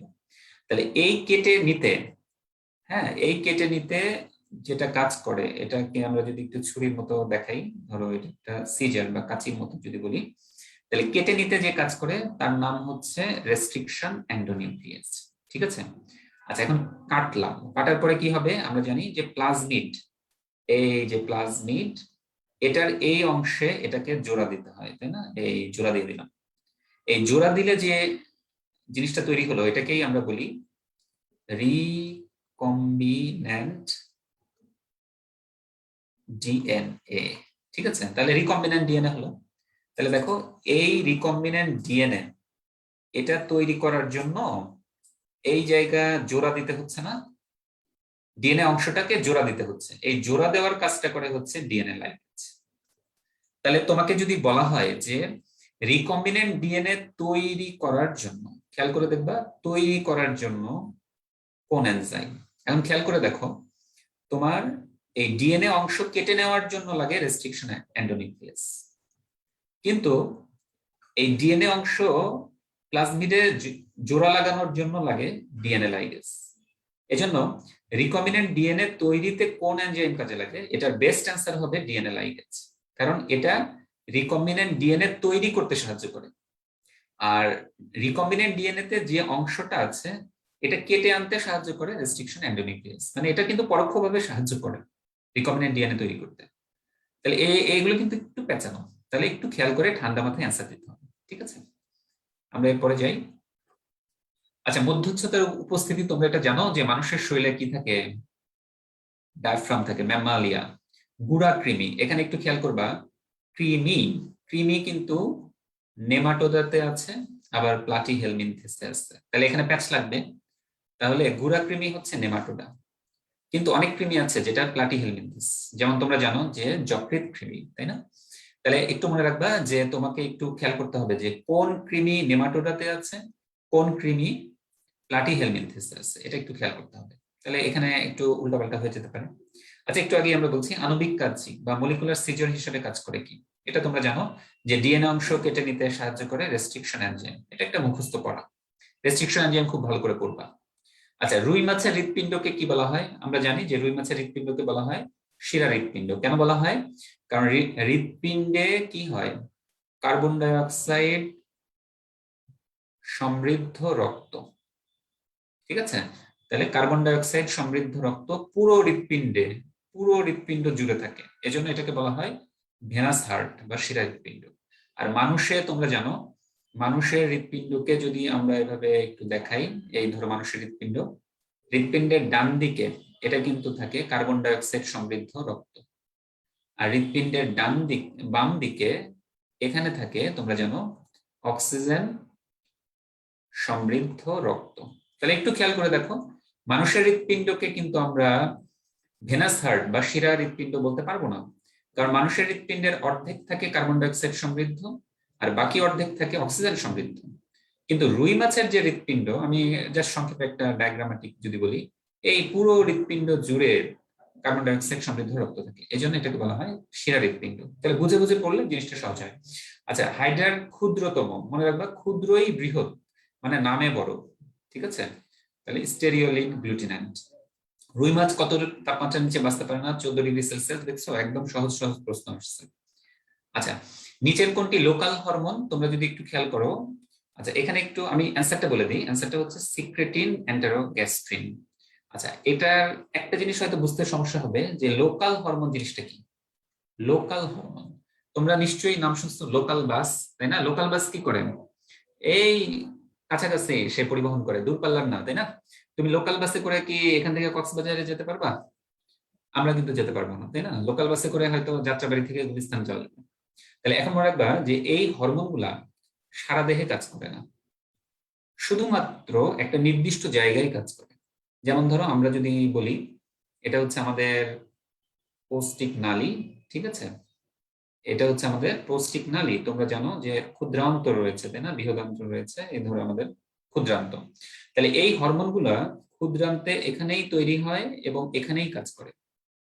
কিন্তু অন্যান্য হরমোন যদি তুমি চিন্তা করো, ইনসুলিন সারা দেহে কাজ করে, অ্যাড্রেনালিন সারা দেহে কাজ করে, থাইরক্সিন, সিক্রেটিন, হ্যাঁ, ইস্ট্রোজেন, প্রোজেস্টেরন, এগুলো সারা দেহে এদের কাজ আছে। তাহলে এজন্য যারা লোকালি কাজ করে, একটা নির্দিষ্ট অঙ্গে কাজ করে, বাইরে তার কোনো প্রভাব নাই, এদেরকে আমরা বলবো লোকাল হরমোন, ঠিক আছে? আচ্ছা, কুফার সেল তোমরা জানো যে এটা কোথায় থাকে? যকৃতে থাকে। খুবই ইম্পর্টেন্ট প্রশ্ন। এবং এই কুফার সেল হচ্ছে এক ধরনের, আমরা জানি যে ম্যাক্রোফাজ, তাই না? এটা কি করে? জীবাণুকে খেয়ে ফেলে, ম্যাক্রোফাজ। আচ্ছা, এটা জানতে হবে। আচ্ছা, অ্যাগ্রানুলোসাইট, আচ্ছা এটা খুব সহজ প্রশ্ন, কিন্তু আমরা যেটা মনে রাখতে পারি যে যেগুলো দানা থাকে না, তাই না? মনোসাইট। তাহলে আমরা এটা কিভাবে মনে রাখবো? মলি। এটা সংক্ষেপে মনে রাখতে পারি মনোসাইট এবং লিম্ফোসাইট, এদের কি থাকে না? দানাদার, দানা থাকে না। আচ্ছা, আমরা এরপরে চলে যাই। কোন স্তরে গবলেট কোষ থাকে? আচ্ছা, এখানে একটু মনে রাখবা কিভাবে আমরা এটাকে মনে রাখতে পারি। যেমন গবলেট কোষ, তাই না? গবলেট কোষের কাজ যদি মনে রাখো, গবলেট কোষের কাজ হচ্ছে মিউকাস ক্ষরণ। তাহলে দেখো, আমরা একটা তথ্য কিন্তু আরেকটা তথ্যের সাথে মনে রাখতে পারি। তাহলে গবলেট কোষের কাজ হচ্ছে মিউকাস ক্ষরণ। তাহলে কোথায় থাকবে এটা? মিউকাস থেকে একটু দেখো খেয়াল করে, মিউকোসা, ঠিক আছে? এভাবে আমরা একটু মনে রাখতে পারি। তাহলে মনে রাখার জন্য বলছি, রক্ত জমাট বাঁধার মূল উপাদান তোমরা জানো অবশ্যই ক্যালসিয়াম, ফিব্রিনোজেন, প্রোথ্রম্বিন। তাহলে এটা আমাদের মনে রাখার একটা ছন্দ ছিল কি, যে ফুল পড়ে টুপ করে, তাই না? এই যে ফিব্রিনোজেন, প্রোথ্রম্বিন, থ্রম্বোপ্লাস্টিন এবং ক্যালসিয়াম। তাহলে এটা দিয়ে আমরা মনে রাখতে পারি। আচ্ছা, পেসমেকার, পেসমেকার কি বলো? এসএনোড, এসএনোড কে বলা হয় পেসমেকার। কোথায় থাকে? এটা খুব সহজ, ডান অলিন্দে থাকে, তাই না? কারণ ডান অলিন্দে কোথায় থাকে, আমরা যদি একটু হৃৎপিণ্ডের অংশটা একটু চিন্তা করি, ধরো এটা একটা হৃৎপিণ্ডের অংশ, এভাবে ভাগ করে দিলাম, তাহলে মনে রাখবা এই জায়গাটাই থাকে, এখান থেকে পরবর্তীতে বাকি অংশে চলে আসে। তাহলে হৃদচক্র কোথায় শুরু হয়, তাই না? এভাবে যদি আমি বলি তাহলে এটা অবশ্যই ডান অলিন্দে শুরু হয়, রাইট অ্যাট্রিয়াম। ঠিক আছে, এভাবে একটু মনে রাখলাম। আচ্ছা, তারপরে হচ্ছে শ্বসন কতবার হয়, এটা খুবই সহজ, এটা হচ্ছে 14 থেকে 18 বার। তোমরা জানো যে শিশুতে কতবার হয়, শিশুতে হয় হচ্ছে 40 বার। এখন কথা হচ্ছে ভাইয়া শিশুদের কেন বেশি? শিশুদের তো সবকিছু কম, তাই না? তাহলে শিশুতে আবার শ্বসন বেশি কেন? আচ্ছা, এখানে একটু মনে রাখবা যে শিশুদের ফুসফুসটা ছোট, তাহলে ওর শরীরে তো বৃদ্ধি হচ্ছে, তাহলে অনেক অক্সিজেন দরকার, তাই না? তাহলে এত অক্সিজেন কোথা থেকে আসবে? তাহলে ওকে শ্বাসটা বেশি নিতে হবে, বারবার শ্বাস নিলে বেশি বেশি অক্সিজেন যাবে, তার বৃদ্ধি হবে, তার ফুসফুস তো ছোট, বুঝতে পারছো? এভাবে কিন্তু আমরা মনে রাখতে পারি। আচ্ছা, বৃক্কের গাঠনিক কার্যক একক কি, এটা তো সবাই জানো যে অবশ্যই নেফ্রন। তাহলে প্রত্যেকটা অঙ্গের যে গাঠনিক কার্যক একক আছে, নিউরন মস্তিষ্কে, তাই না, অ্যালভিলাস হৃৎপিণ্ডে, ল্যাকুনা, ল্যাকুনা তো অস্থি কোষগুলো যে জায়গাটায় থাকে এটাকে বলা হয় ল্যাকুনা, তোমরা জানো। এভাবে একটা খালি জায়গায় অস্থি কোষগুলো থাকে, এদেরকে বলা হচ্ছে ল্যাকুনা, একটা ভিন্ন জিনিস। তাহলে কার গাঠনিক কার্যক একক কি, এটা আমরা একটু পড়ে ফেলবো। আচ্ছা, মূত্রর রং খর হয় কেন? ইউরোক্রোম, এটা আমরা জানি। আচ্ছা, এখানে একটু বলে দিই, যেমন ধরো মূত্র, মূত্র শব্দটা থেকেই আসছে ইউরো শব্দটা, আর ক্রোম, এই যে খেয়াল করো, ক্রোম মানে রং, ক্রোম মানে কি, বর্ণকণিকা, রং। তাহলে এখান থেকেই তো আমরা মনে রাখতে পারি ইউরোক্রোম, এর মধ্যেই বলে দেওয়া আছে যে এটা মূত্রের রং। দেখো খেয়াল করে, তাহলে ইউরোক্রোম শব্দটার মধ্যেই আছে যে এটা মূত্রের রং, তাহলে মূত্রের রঙের জন্য দায়ী ইউরোক্রোম। আচ্ছা, কোনটি স্থিতিস্থাপক তরুণস্থি পাওয়া যায় না, তাহলে কোথায় পাওয়া যায় আমরা এটা মনে রাখবো, ট্রিপলি। এইখানেই দেখো, এই এক্সটার্নাল এয়ার, ইউস্টেশিয়ান নালী, উপজিহ্বা, এপিগ্লটিস, তাই না, এটাকে বলা হয় এপিগ্লটিস। তাহলে দেখো কোনটা বাদ থাকলো, তাহলে অ্যান্সার হচ্ছে অন্তঃকর্ণ। তাহলে এভাবে কিন্তু চলে আসতে পারে প্রশ্ন। ক্যালসিয়াম বিপাক করে কে, এটা মনে রাখতে হবে, প্যারাথাইরয়েড। প্যারাথাইরয়েডের কাজ হচ্ছে ক্যালসিয়ামকে বাড়ায়, আরেকটা আছে ফসফেট, এই ফসফেটকে কমায়। তাহলে এটা একটু মনে রাখবো আমরা। হরমোনটার নাম কি, খুব সহজ, প্যারা হরমোন। ঠিক আছে, হরমোনটার নাম হচ্ছে প্যারাথরমোন। আচ্ছা, চোখের রেটিনার যে অংশ আলোক সংবেদী নয়, দেখো আলোক সংবেদী নয়, তাই না, এই নয়টা খেয়াল করব। তার মানে আলোক যেখানে নাই সেখানে কি, অন্ধকার, তাহলে এটার নাম অন্ধবিন্দু। কিন্তু আমরা এই যে এটা অনেক সময় ভুল হয়, ফোবিয়া সেন্ট্রালিস, মনে রাখবা এটাতে, এটার নাম হচ্ছে ইয়েলো, ইয়েলো স্পট। এটা হচ্ছে অন্ধবিন্দুর উল্টা, মানে এখানে সবচেয়ে ভালো প্রতিবিম্ব গঠিত হয়, এটা মনে রাখবা। আচ্ছা, মানবদেহে নিষেক প্রক্রিয়া কোথায় সংঘটিত হয়, আমরা জানি এটা ডিম্বনালী, তাই না, ফ্যালোপিয়ান টিউব। আচ্ছা, আমরা যদি একটু ছবি এঁকে দেখাই তোমাদের, এটা হচ্ছে ডিম্বাশয়, এই ডিম্বাশয় থেকে, হ্যাঁ এরকম যদি বলি, এই অংশটা হচ্ছে ফ্যালোপিয়ান টিউব, আর এখান থেকে যে অংশটা থাকবে এই অংশটা, এটা হচ্ছে আমাদের জরায়ু। ঠিক আছে, এদিকে আরেকটা ফ্যালোপিয়ান টিউব থাকবে, সেটা আমি দেখাচ্ছি না। তাহলে মনে রাখবা আমাদের জীবনের গুরুত্বপূর্ণ 3টা পর্যায়, হ্যাঁ, এটা হচ্ছে ডিম্বাশয়, এই জায়গাটার নাম কি, ডিম্বাশয়, এটা হচ্ছে ডিম্বনালী, আর এই অংশটার নাম কি, জরায়ু বা ইউটেরাস। এই হয়ে গেল। এখন মনে রাখবা আমাদের জীবনের শুরুর 3টা গুরুত্বপূর্ণ ঘটনা, এখানে হয় ডিম্বপাত, এটা একটু মনে রাখো সবাই, এখানে হয় ডিম্বপাত, ওভুলেশন, একদম স্পেসিফিক মনে রাখো, এক নম্বর ঘটনা। যদি ওভুলেশন না হয় তাহলে কি হবে না, তাহলে কিন্তু আমরা তৈরি হতে পারবো না, ঠিক আছে, নিষেক হবে না। 2 নম্বর, এখানে ডিম্বাণু এবং শুক্রাণু সেই মহামিলন হবে, তাই না? তাহলে মিলন হলে যেটা তৈরি হবে, এই ঘটনাকে আমরা বলছি নিষেক, নিষেক, ফার্টিলাইজেশন, তাই না, এটাকে আমরা কি বলছি, ফার্টিলাইজেশন। এখন মনে রাখবা জীবনের গুরুত্বপূর্ণ 2য় ঘটনা হচ্ছে নিষেক বা ফার্টিলাইজেশন। কোথায় হয়, ছবি থেকে মনে রাখো, ডিম্বনালী বা ফ্যালোপিয়ান টিউবে হয়। আচ্ছা, এবার আসো, এই যে নিষেক হলো, জাইগোট তৈরি হবে, ধীরে ধীরে ভ্রূণ তৈরি হবে, এমব্রায়ো, সেই এমব্রায়ো এখানে চলে আসবে, এখানে এসে এখানে আমাদের বাচ্চার বৃদ্ধি হবে, তাই না? তাহলে এই যে এখানে এসে ইমপ্ল্যান্ট হলো, এটাকে আমরা বলি গর্ভধান বা ইমপ্ল্যান্টেশন। ঠিক আছে, তাহলে এটা হচ্ছে 2 নম্বর গুরুত্বপূর্ণ ঘটনা, আর ইমপ্ল্যান্টেশন হচ্ছে 3 নম্বর গুরুত্বপূর্ণ ঘটনা। তাহলে আমাদের জীবনে যদি এই 3টা ঘটনা না ঘটে, তাহলে কিন্তু আমরা কোনো সন্তানই কিন্তু তৈরি হবে না, তাই না? ভ্রূণ থেকেই তো একসময় পরিপূর্ণ মানব শিশু তৈরি হয়। তাহলে মনে রাখবা যে গুরুত্বপূর্ণ 1 নম্বর ঘটনা ডিম্বপাত ওভুলেশন, এটা ঘটে ডিম্বাশয়ে। 2 নম্বর গুরুত্বপূর্ণ ঘটনা নিষেক, এটা ঘটে ডিম্বনালীতে। আর 3 নম্বর গুরুত্বপূর্ণ ঘটনা যেটা ইমপ্ল্যান্টেশন, সেটা ঘটে হচ্ছে জরায়ুতে। নিষ্ক্রিয় ভ্যাকসিন কোনটা, এগুলো মুখস্থ করা। পোলিও ভ্যাকসিন, টিটানাস তোমরা জানো, এটা হচ্ছে টক্সয়েড, হেপাটাইটিস বি এবং হিউম্যান প্যাপিলোমা, এগুলো হচ্ছে সাব ইউনিট। এটা একটু মুখস্থ করতে হবে কোন ভ্যাকসিন কেমন। আচ্ছা, হাইডার এন্ডোডার্মিসে কোন কোষ তৈরি করতে পারে? যে কোনো কোষ, এটা তোমরা সবাই জানো যে ইন্টারস্টিশিয়াল কোষ। এটার সেই ক্ষমতাকে বলা হয় টটেপটেন্সি, তাই না? তাহলে আমরা রিলেটেড করে পড়বো, তাহলে মনে থাকবে। আচ্ছা, এবি ব্লাড গ্রুপের দাতা কোন গ্রুপকে দিতে পারবে? দেখো এটা আমরা সহজে মনে রাখবো, এভাবে মনে রাখবো, গ্রহিতা, গ্রহিতার অ্যান্টিবডি, এবি সংক্ষেপে লিখলাম অ্যান্টিবডি। এখন দেখো গ্রুপ ও, এটার কিন্তু আলফা আছে বিটা আছে। গ্রুপ বি এর আছে কি আলফা। গ্রুপ এ বি এর কিছু নাই, নাই। আর গ্রুপ এ এর কি আছে আলফা, সরি ভুল লিখলাম, এর আছে হচ্ছে বিটা। ঠিক আছে, তাহলে আমরা গ্রহিতার কি চিন্তা করব সবাই? গ্রহিতার অ্যান্টিবডি। এখন দেখো ও ব্লাড গ্রুপ এর যেহেতু আলফা আছে, এই আলফা এর সাথে বিক্রিয়া করবে, বিটা এর সাথে বিক্রিয়া করবে, তাহলে একে দেওয়া যাবে না। আবার দেখো বি ব্লাড গ্রুপ এর কিন্তু আলফা আছে, এই আলফাটা গিয়ে এখানে বিক্রিয়া করবে, সুতরাং দেওয়া যাবে না। আবার দেখো এ ব্লাড গ্রুপে আছে বিটা, এই বিটা গিয়ে এই বি এর সাথে বিক্রিয়া করবে, রক্ত জমাট বেঁধে যাবে, দেওয়া যাবে না। তাহলে এমন একটা গ্রুপকে দিতে হবে যে গ্রুপে কোনো অ্যান্টিবডি নাই, তাহলে কাকে দেওয়া যাবে? এবি কে দেওয়া যাবে। তাহলে অবশ্যই এবি ব্লাড গ্রুপ শুধুমাত্র এবি ব্লাড গ্রুপকেই দিতে পারে। এভাবে একটু রিলেট করে আমরা পড়ার চেষ্টা করব।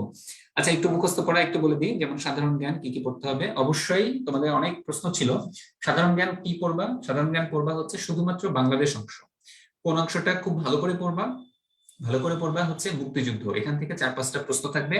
আচ্ছা, অনেকেই প্রশ্ন করছে যে সাম্প্রতিক কি করব? ভাইয়া সাম্প্রতিক কিন্তু 1-2টা প্রশ্ন আসতে পারে, এত বেশি প্রশ্ন আসে না। সাম্প্রতিক দিয়ে মাথা খারাপ করিও না, তুমি বরং বাংলাদেশ অংশটা ভালো করে পড়ো, মুক্তিযুদ্ধটা ভালো করে পড়ো। তুমি 8-9টা কমন পেয়ে যাবা। 10-এ 10 পাওয়ার টার্গেট যদি নাও, তাহলে অনেক বেশি পড়তে হবে, এই সময়টা কিন্তু এখন নাই। সাম্প্রতিক যারা ভালো পড়ছো, আগে থেকেই ভালো পড়ছো, তারা একটু দেখতে পারো, 1-2টা প্রশ্ন আসতে পারে। আর যারা একদমই সাম্প্রতিক পড়ো নাই, আমি বলবো সাম্প্রতিক বেটার অ্যাভয়েড করো, এত দরকার নেই, 1-2টা প্রশ্ন আসতে পারে। ঠিক আছে। আচ্ছা, বাংলাদেশের ছিটমহল সংখ্যা কত ছিল এটা যদি আমরা দেখি 162। বাংলাদেশে ছিল 51, এটা ইন্ডিয়াতে ছিল, আর ইন্ডিয়ার ছিল 111, তাহলে আমরা যদি যোগ করি তাহলে 162।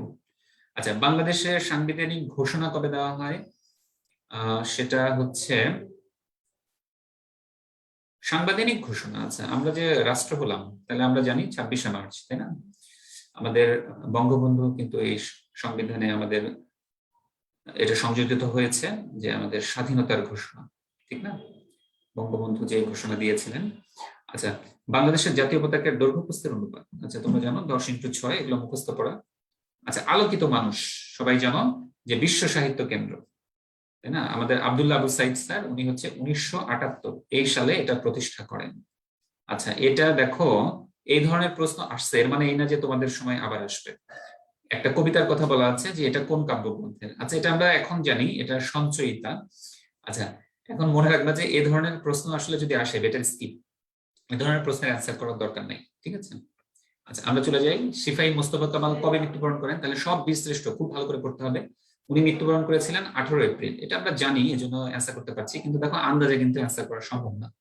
আচ্ছা, এখানে আরেকটা জিনিস তোমরা একটু দেখো, বাংলাদেশ থেকে সবচেয়ে বেশি ওষুধ রপ্তানি হয়। আচ্ছা, এটা এভাবে মনে রাখতে পারো, বিতে ব্রাজিল, বিতে বেশি, ঠিক আছে? বা বতে বেশি, বতে ব্রাজিল।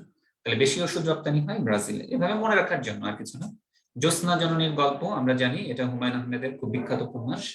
এই দেখো, এই যে এখানে একটু প্যাচ লাগবে, বাংলাদেশের সর্বদক্ষিণের দ্বীপ। আচ্ছা, এখানে একটু খেয়াল করবা, সেন্ট মার্টিন কিন্তু সর্বদক্ষিণের ইউনিয়ন, হ্যাঁ, ওইটারই একটা অংশ হচ্ছে ছেড়া দ্বীপ। তাহলে আমরা যদি একটু সংক্ষেপে একটা ছবি এঁকে, সংক্ষেপে বাংলাদেশের একটা ডায়াগ্রামেটিক ছবি আঁকি, এটা ধরো বাংলাদেশের একটা ডায়াগ্রামেটিক ছবি, হ্যাঁ, কেমন? আমরা একটু ডায়াগ্রামেটিক ছবি আঁকি। এই মোটামুটি এই ধরো বাংলাদেশ, এই বাংলাদেশের এইখানে আছে, আমি একটু বড় করে দেখাচ্ছি, এটা ধরো সেন্ট মার্টিন দ্বীপ। ওই সেন্ট মার্টিন দ্বীপের শেষ অংশের নাম এইটা, এই অংশটার নাম হচ্ছে ছেড়া দ্বীপ। তাহলে খেয়াল করে দেখো, বাংলাদেশের সর্বদক্ষিণে আছে সেন্ট মার্টিন দ্বীপ পুরোটা, কিন্তু আসলে সর্বদক্ষিণের স্থান যদি বলো তাহলে সেটা হচ্ছে ছেড়া দ্বীপ। তাহলে আমি একটা ছবিতে দেখাই দিলাম, এটা কিন্তু আর কখনো ভুল হবে না। আচ্ছা, কতজন বিডিআর সদস্য? আমরা জানি এখন বিজিবি বলে। আচ্ছা, বিডিআর সদস্য বীরশ্রেষ্ঠ হয়েছিলেন, এটা হচ্ছে 2, আর সবচেয়ে বেশি হয়েছিলেন আর্মি থেকে, বাংলাদেশ আর্মি, হ্যাঁ, সেখান থেকে হয়েছিলেন 3 জন। তাহলে এভাবে আমরা একটু মনে রাখতে পারি, বাকি নৌবাহিনী এবং বিমান বাহিনী থেকে 1 জন করে। এই মোটামুটি হচ্ছে আমাদের পড়া। তাহলে তোমরা যেটা করবা, যে আমি যে টপিকগুলো দেখালাম এই টপিকগুলো থেকে তোমরা হচ্ছে বেশি গুরুত্ব দিয়ে পড়বা, ঠিক আছে, বায়োলজি এবং হচ্ছে জিকে অংশটা, তাহলে মোটামুটি তোমাদের হয়ে যাবে। আমরা আবার একটু স্লাইডে চলে যাব। আচ্ছা, এখানে সবাই একটু দেখো, সেটা হচ্ছে, আচ্ছা, বেশি বেশি প্র্যাকটিস এক্সাম কেন দিতে হবে? কারণ হচ্ছে লাইভ এক্সামটা একদম যে সময়ে তোমাদের বলা হয় খুব ভালো হয় 10টার সময় দেওয়া, আর বেশি বেশি প্র্যাকটিসের তো কোনো বিকল্প নাই, এটা অলরেডি শুভ বলেছে।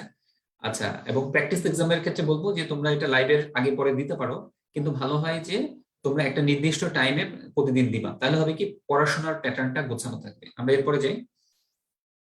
আচ্ছা, আমরা অল্প সময়ের মধ্যে শেষ করে দিব।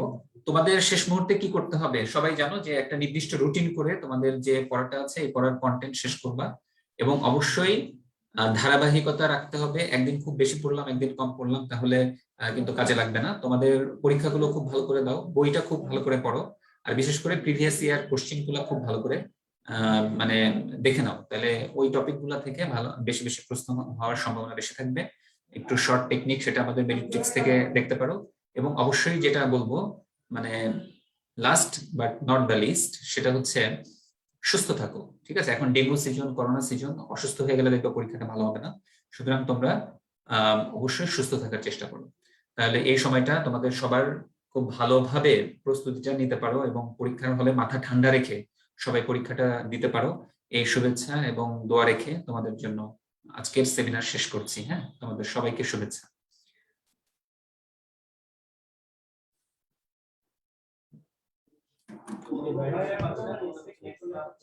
মাসুদ ভাই কি স্লাইডে যান, ভাই? লাস্ট স্লাইডটা দেখে ফেলেন।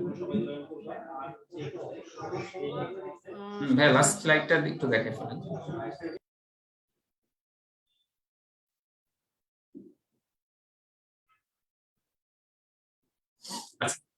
তো এখানে আমাদের যে ডেন্টাল ভর্তি পরীক্ষার হবে, পরীক্ষায় তোমরা যে পরীক্ষা দিবা, এই পরীক্ষায় মেধাবৃত্তি ব্যবস্থা রয়েছে আমাদের পক্ষ থেকে। যারা পরীক্ষায় ভালো করবা, প্রথম, দ্বিতীয় এবং তৃতীয়, 30,000, 15,000 এবং 10,000, ঠিক আছে? তাহলে খুব ভালোভাবে প্রস্তুতি নাও, অন্তত মানে ঠান্ডা মাথায় পরীক্ষা দিলে আশা করি যে তোমরা ভালো করতে পারবে, ঠিক আছে? আচ্ছা, এরপরে যান।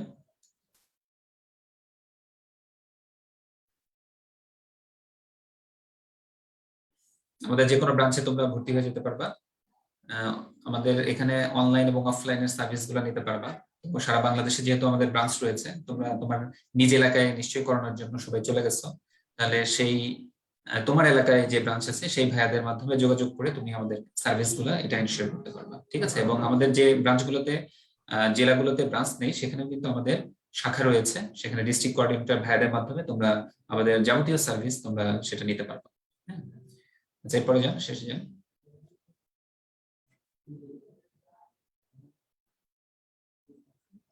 ঠিক আছে, তাহলে তোমাদের মধ্য থেকে এই মোটামুটি আমাদের কথা। আর ভাইরা কিছু অ্যাড করবেন?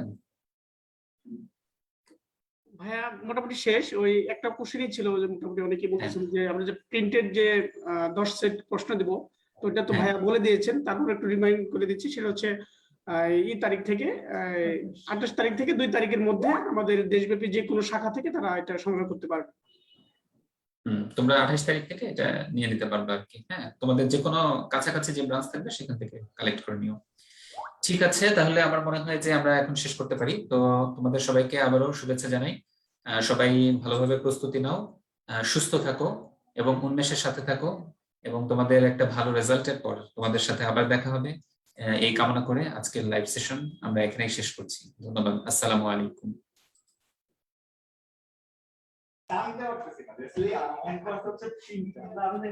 আসসালামু আলাইকুম। মাসুদ ভাই, তাহলে আমরা শেষ করতে পারি ভাই?